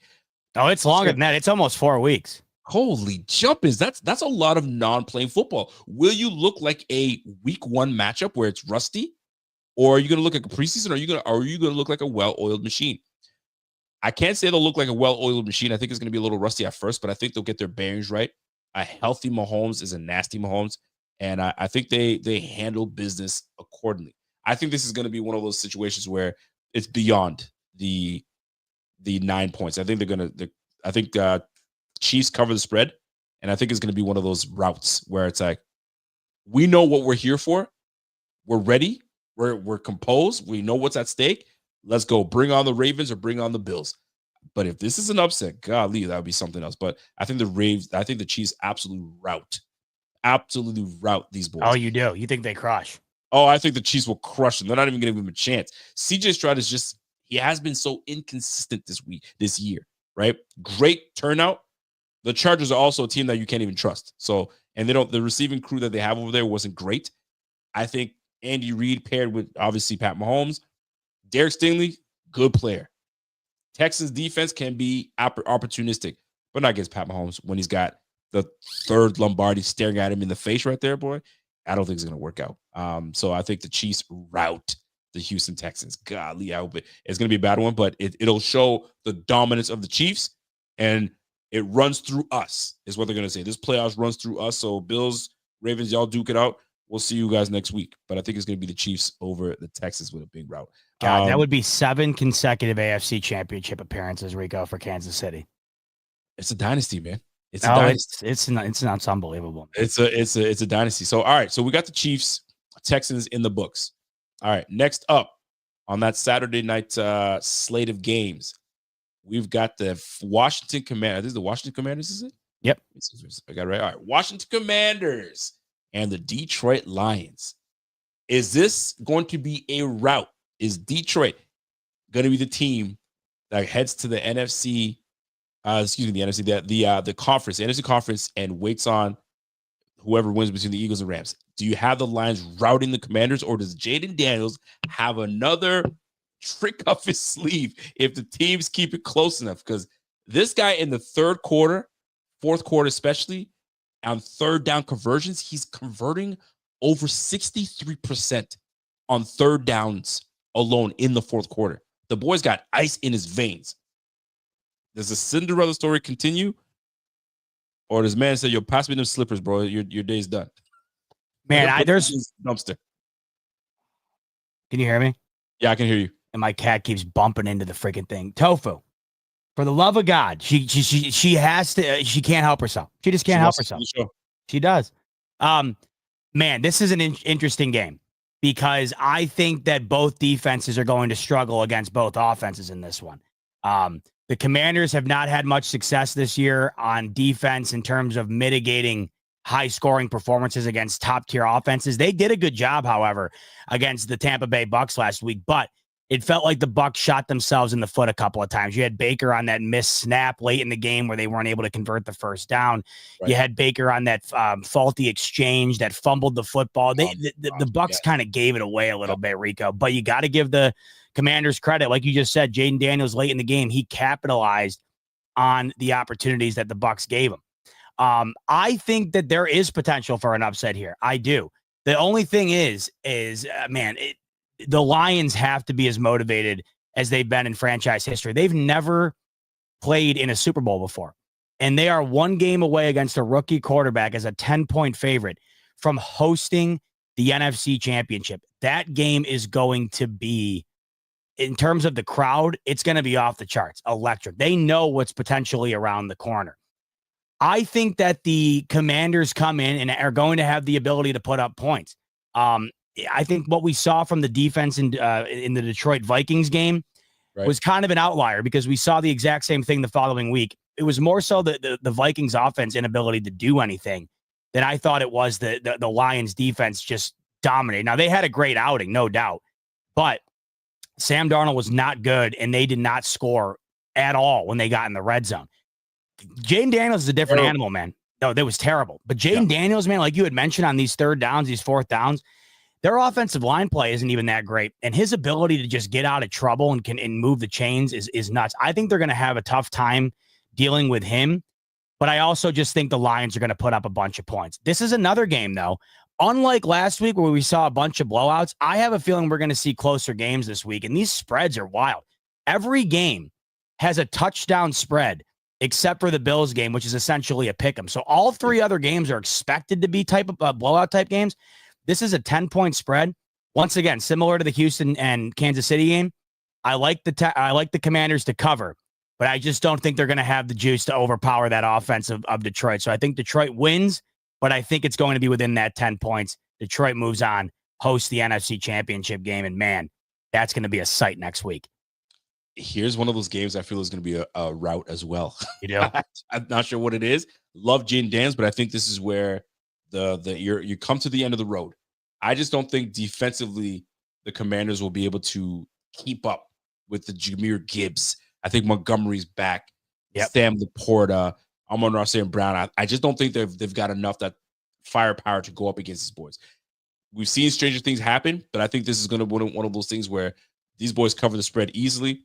Jaden Daniels finds out that, all right, maybe I can play in this game, but this is different. And there's something called destiny, right? Mm-hmm. I think the Detroit Lions are destined to at least get to the NFC Championship game and have a shot. There was a graphic I saw, which was absolutely incredible.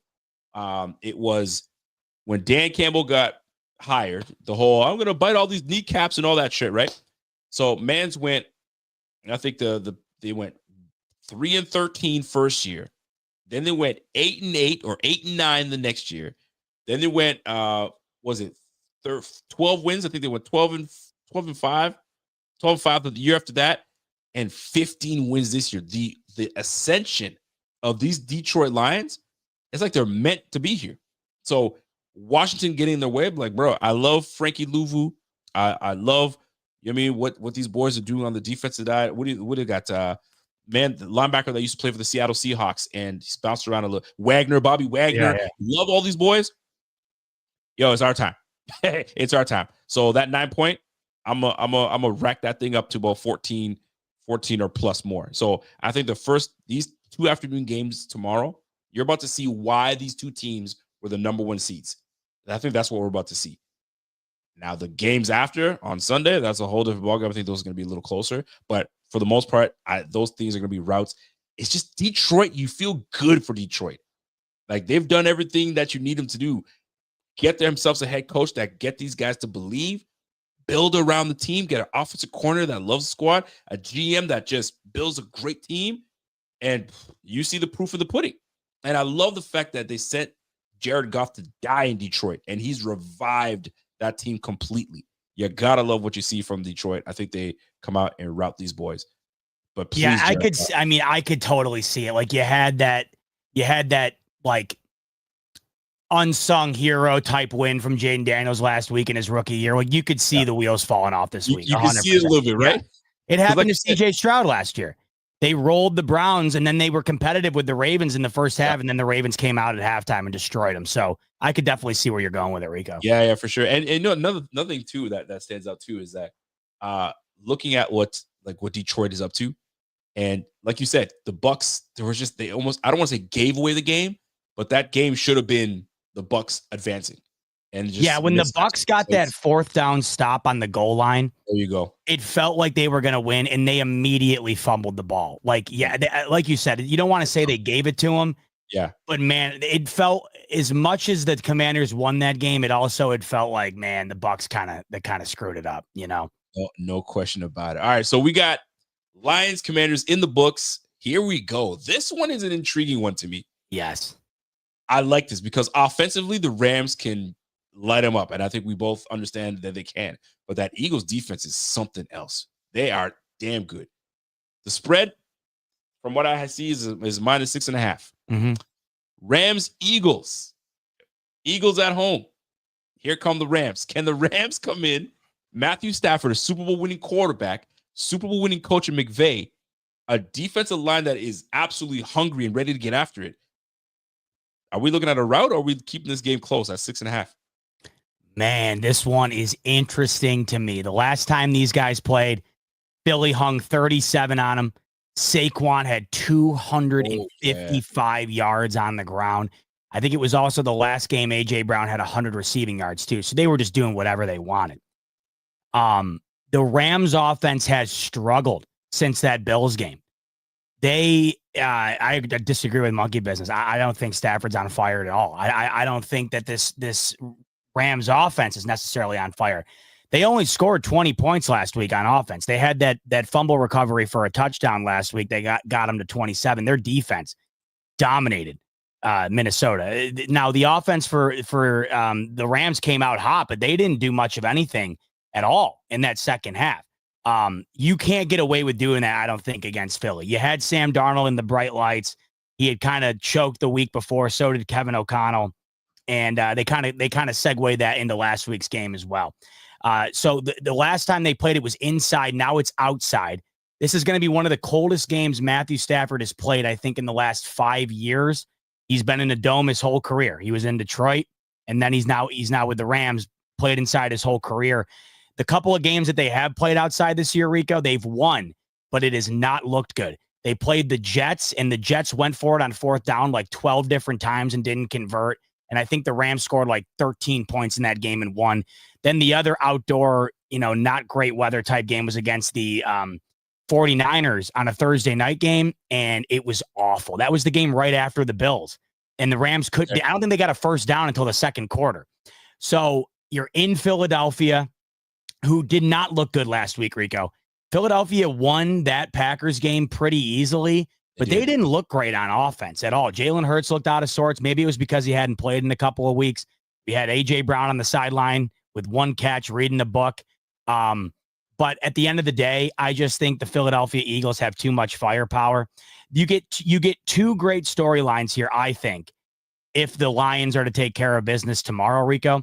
You either get Matt Stafford returning to Ford Field to take on his former team, the Lions, in the NFC Championship, or you get in what my opinion has been the NFC Championship destiny all year long, and that's Detroit versus Philadelphia. That's what I think it's going to be. I think Philadelphia covers the 6 here. As much as I want to think that the Rams can keep it close, it's outside. I don't love what I've seen from their offense recently, and I think with the Philadelphia Eagles' ability to win as easily as they did last week, not playing well offensively, I think they turn it around this week, and I got the Eagles winning by more than a touchdown in this one to take on the Lions in the NFC Championship. I agree with you. I think the Eagles do win this one. I just feel like it's right. I'd rather see, although it would be nice if the Rams upset the Eagles and now they go face the Detroit Lions. Wouldn't that be something? It would be cool. I would love to see something like that go down, but I think it's destined for the Eagles to take this game.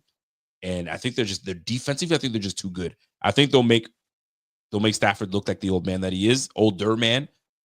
Old man quarterback. Great team.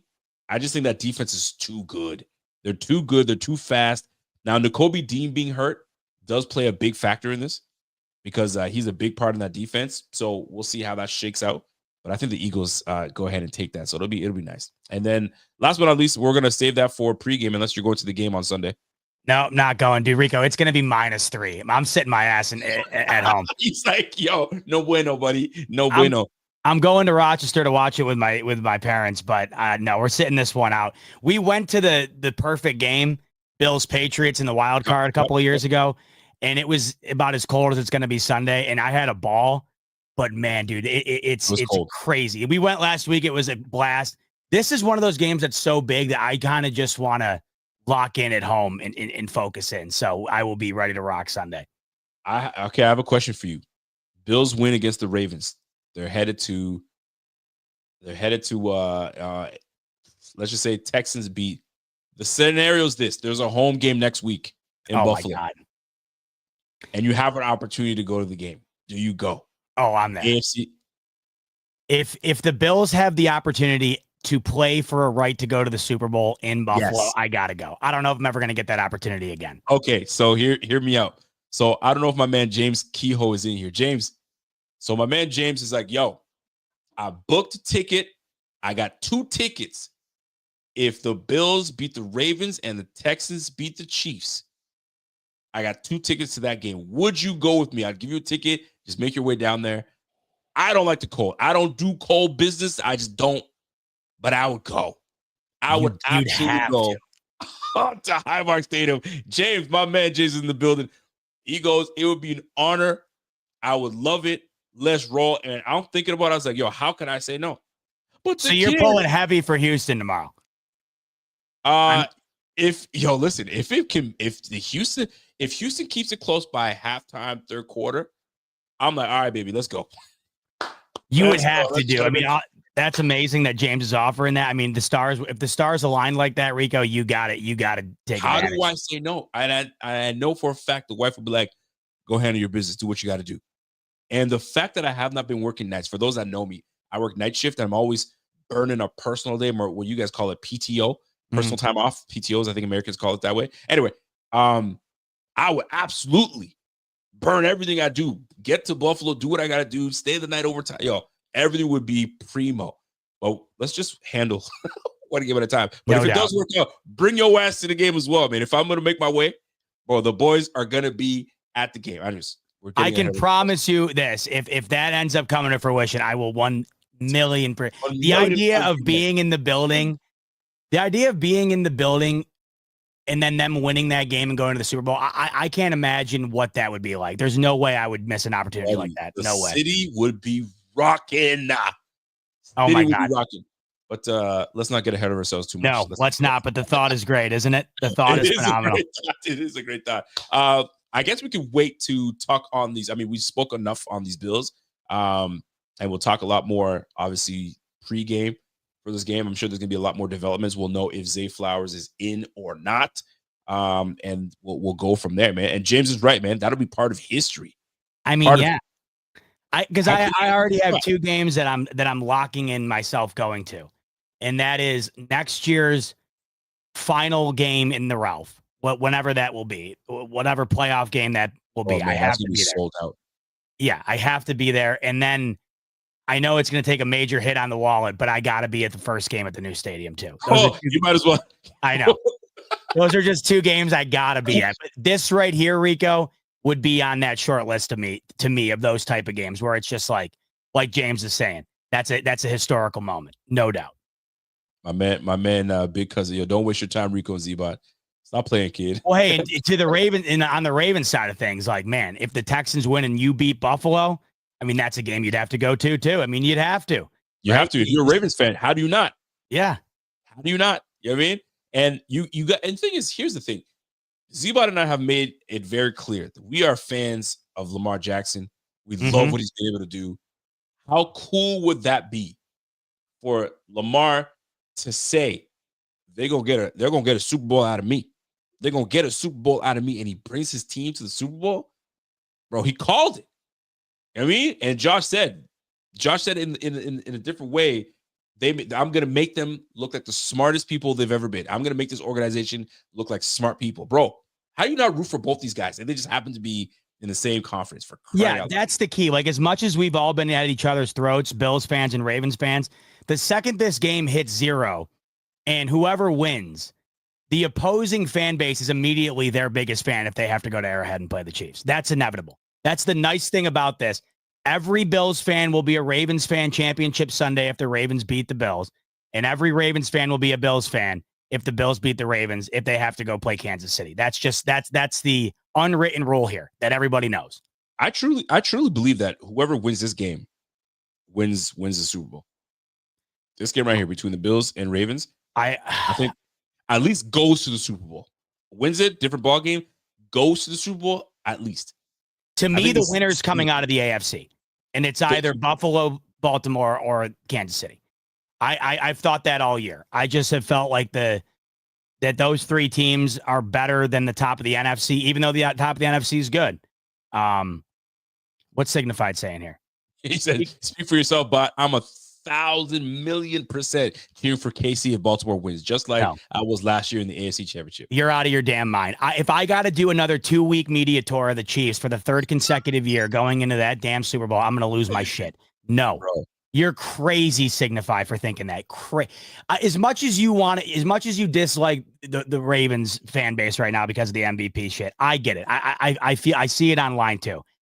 But don't let that cloud the judgment of what the last half decade has been with these Chiefs, man. You cannot root to watch those guys play for a third. You can't, dude. You can't.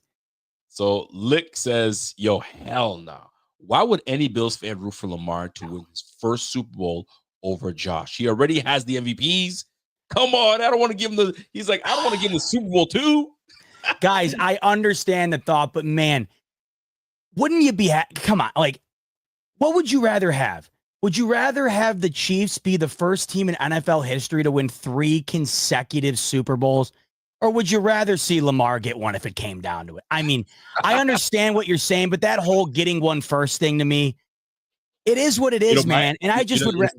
Doesn't do it for you? No, don't get me wrong. It would suck. I mean, if we're going to look back and if Lamar had 3 MVPs and a Super Bowl trophy and Allen had nothing, yeah, it would suck. But I'll tell you, man, if I got to look back at watching these Chiefs win 3 consecutive, something even Tom Brady couldn't do. It signified, I get it, but I cannot bring myself to have that mindset. I cannot do it. Tripping, man. I hate Lamar Jackson. How you going to hate Lamar Jackson? I'll tell you this. Either way, if the Bills lose, I'm an immediate Lions fan. Immediately.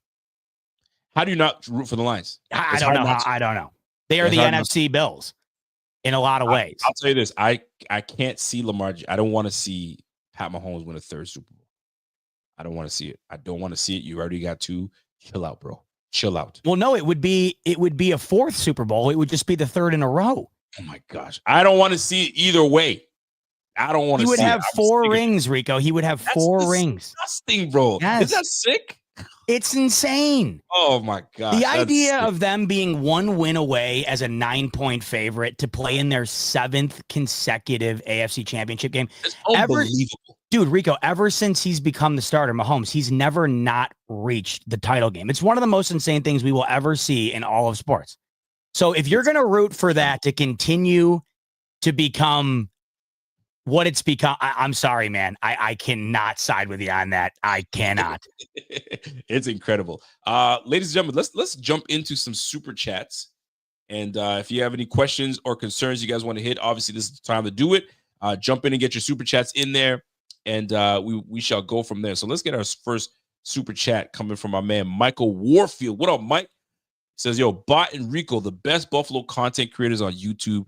Thank you for all you guys do. I appreciate the times you take to dedicate to us, the fans. I can't wait to see Allen holding the Lombardi. Hit that now. Yeah. What a super chat. Appreciate you, Michael. Thanks a lot, brother. Michael, you're right, man. It would be a sight for sore eyes to see the Bills being just put on the podium.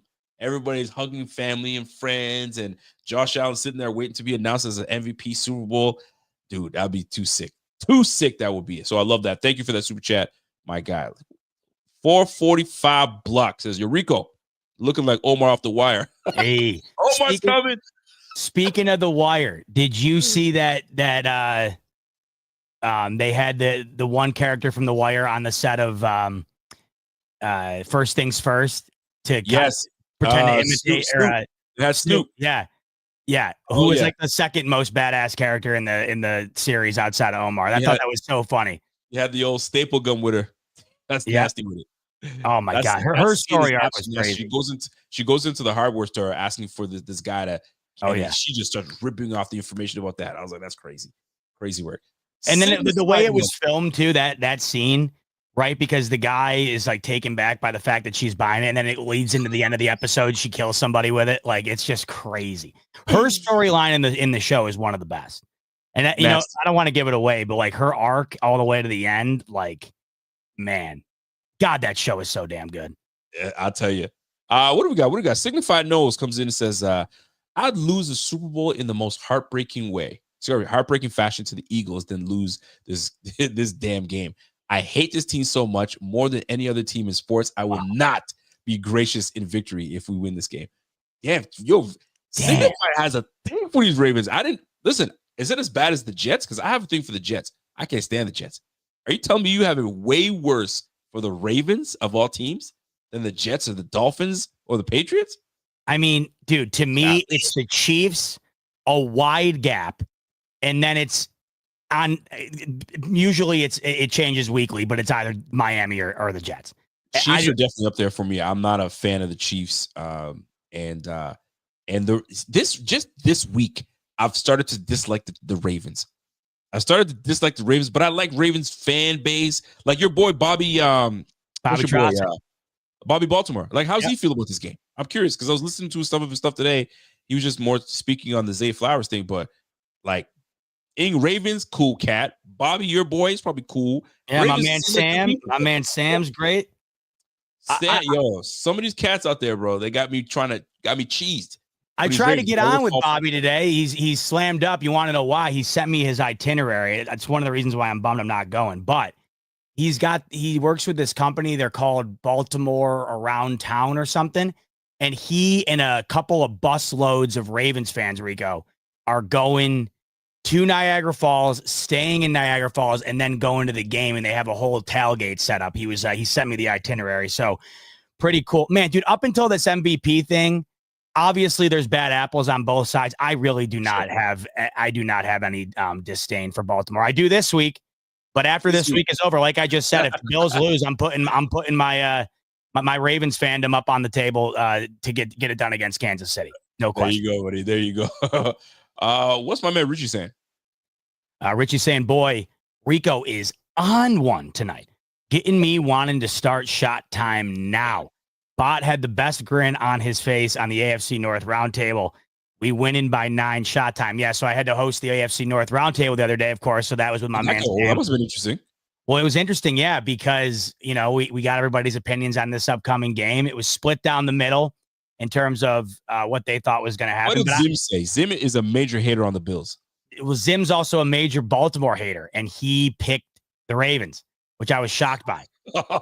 Zim doesn't hate the Bills as much as I think other people do. I definitely know he hates. I don't even know why he would hate the Bills. The Bengals have had the Bills number. He hates Baltimore, and he said he literally said on air, I got to put my hatred aside here because my gut's telling me that to go with Baltimore. So he actually chose the Ravens. But they asked me what I thought, and I said what I said earlier. To me, it all came down to the fact that this game is so close. I lean Buffalo because of the added motivation I think that they have here. That I know it's kind of, to many people that might be considered bullshit, but I just think this game is so close. I think one edge or the other really is the difference. It's true though. You're not wrong. It is close. That's why Vegas is like, we don't know. -1.5. Yeah. But the fact that we're dogs is interesting. Let me ask you. They had a whole debate about this on a variety of shows. Do the Bills deserve to be a dog in this game? Do they deserve to be a dog? No, they don't. Like, if you were setting the line, would you make them a dog? No, I would not. You would not. Okay. But can't even speak. I actually like that they are the dog. Same here. I love it. I absolutely love that people are picking the Ravens to win this whole thing. I love this whole mentality because it just makes me do this. Buffalo versus everybody, man. Yo, pick against us. Pick against us, man. That's what we want. I love when we are the underdog and nobody, I mean, they know we're good. We're here for a reason. But the fact that they have the Ravens, the team that we finished ahead of them, we beat the 2 best teams in the league, but yet you got the Ravens on top of us. All right, bet. Run it. Let's handle business right now. Let's run it. So I like the fact that we're underdogs. Do we deserve to be underdogs? Sure. Whatever. It's a toss-up. I'm actually glad Vegas did it. Vegas is like, you know what? Who you guys want? Let's flip a coin.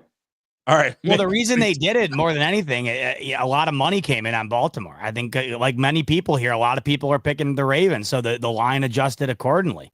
Everyone's picking Baltimore in this game. Love it. And you know what? Keep that same energy.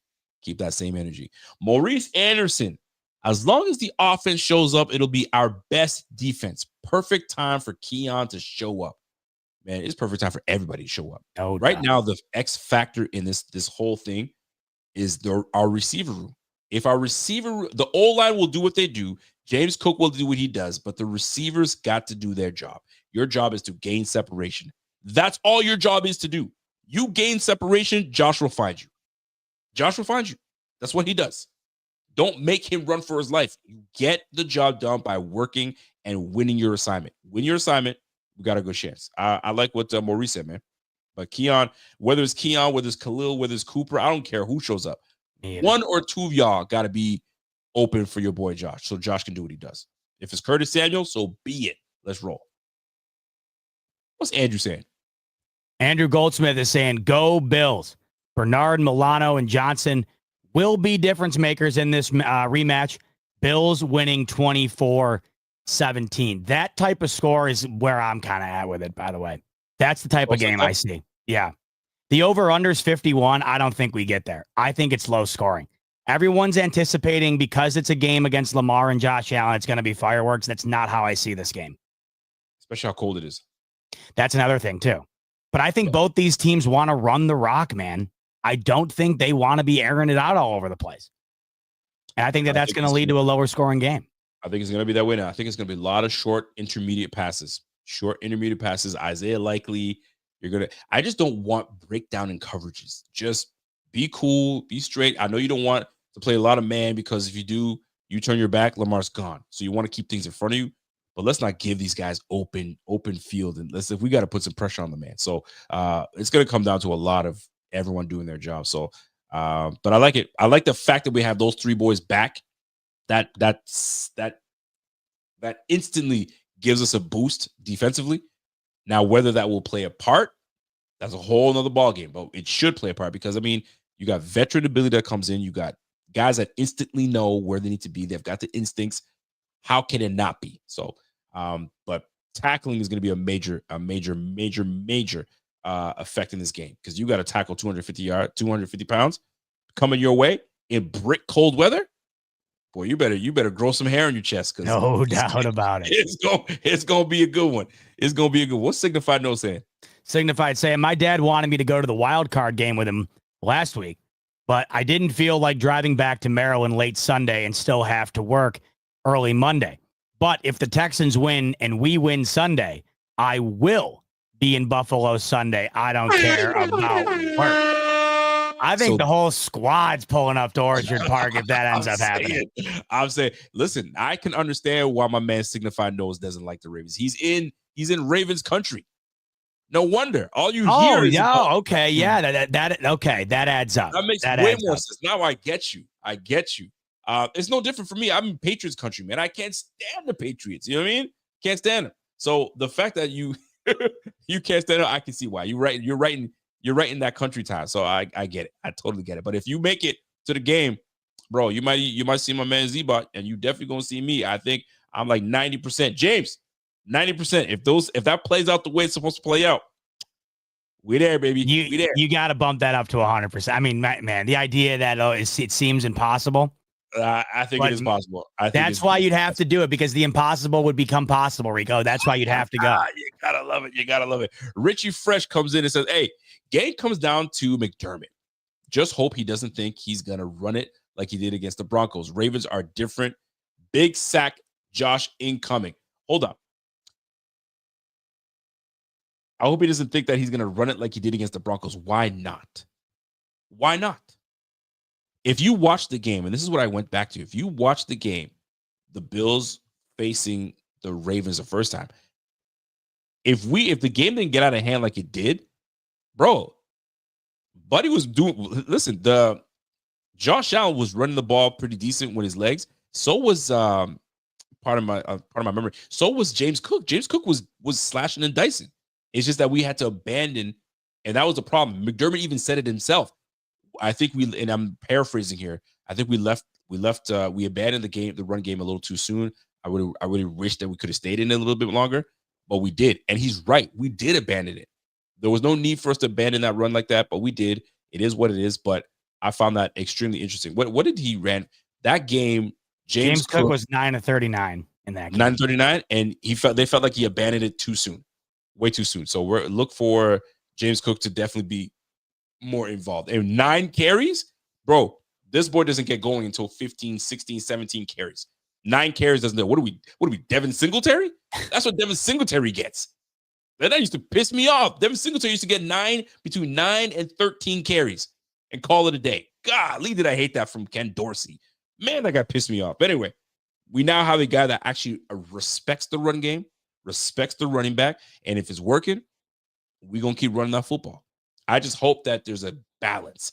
I hope that he keeps the Ravens teams guessing and not a freaking it's going to be run, and then pass. Like, listen, let's keep them guessing. Let's keep them on the toes. Some play action, some bootlegs, some screen plays. Let's get it all in there, man. Empty the clip on these boys, man. We got to. We got a last super chat coming in from Richie Fresh. And it's really simple. Bills are winning. In case my supers weren't clear. We get it, baby. We get it, man. The Bills are going to try to win this, and I like where you're coming with this, man. We got to get this dub. This dub feels it just feels that it needs to happen. I'm so excited, man. Oh, man. It's going to be good. It is going to be good. So, folks, I mean, shoot. This is it. There's not much weeks left of football. And it saddens me at the same time because if it's not in the Bills' fate for them to win it, there's the season right there. You know what I mean? The potting doesn't stop, obviously, but it's not going to be the same energy. You know that. I know Bot is definitely going to need himself a minute to come through. I don't deal with losses well, especially when the season ends. I do not deal with well. I know when we lost against the Bengals, I did not deal with that one well. I was out of commission for a little bit. I had to process that because I hated that loss. Hated it. So that being said, this is it, man. This is where, you know what I mean, you make your money in the playoffs. This is where you got to get the job done. You got to get the job done. That's the way I look at it. But any last closing words? Richie's got one more chat for us. He's coming in and he's saying, money coming in on Ravens? Call it tinfoil hat, but Vegas don't lose.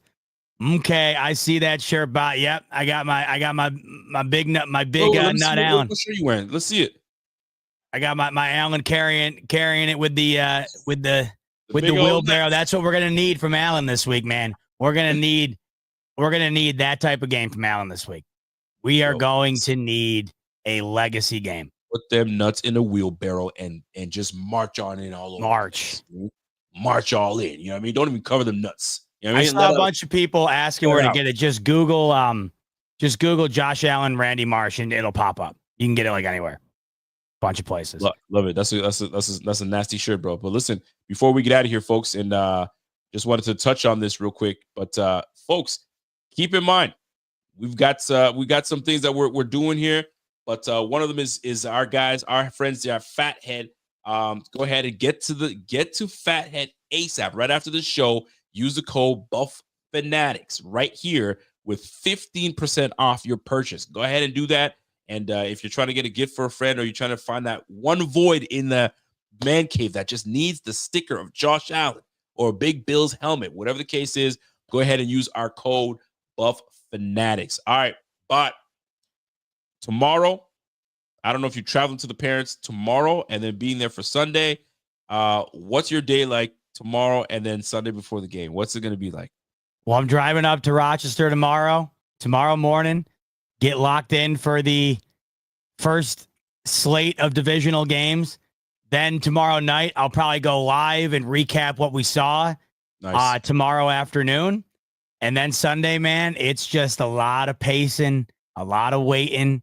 And we'll hop on the pregame. We'll get hyped up. And then Rico, we got to dial in. We got to dial in, lock it down, and get it done. How about yourself? Well, here's what really sucks. So usually the girls have soccer in the afternoon, so we could do it. But both my girls are playing soccer tomorrow. My youngest one got called up because she's killing it. By the way, my youngest one leads the league in goals. Let's go. Her league. Big shout out to my girl Naya. So she's doing it. So she got called up to the big girls, and that's where my oldest daughter plays. So they're playing tomorrow at 7:30 at night in a place called Bridgewater, which is about an hour and change away. Oh, I was like, bro, really?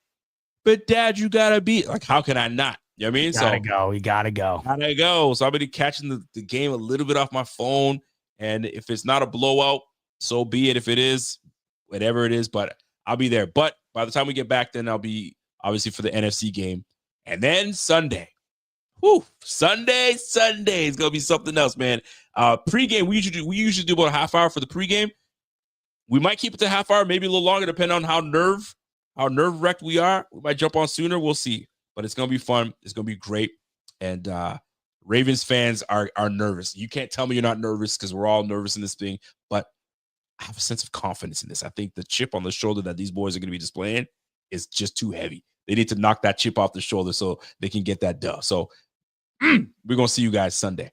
I am excited. We are going to see you Sunday indeed. For now, that's going to do it for Rico and I here on the Rico and Bot Show on the Buffalo Fanatics YouTube channel. We had nearly 2,000 of you in here with us tonight on a Friday evening, and we appreciate each and every single one of you. On the way out the door, like button if you could, subscribe button if you could, and don't go too far. I'll be back with you tomorrow. Rico and I will be back with you Sunday to get you hyped and then to hopefully break down a W.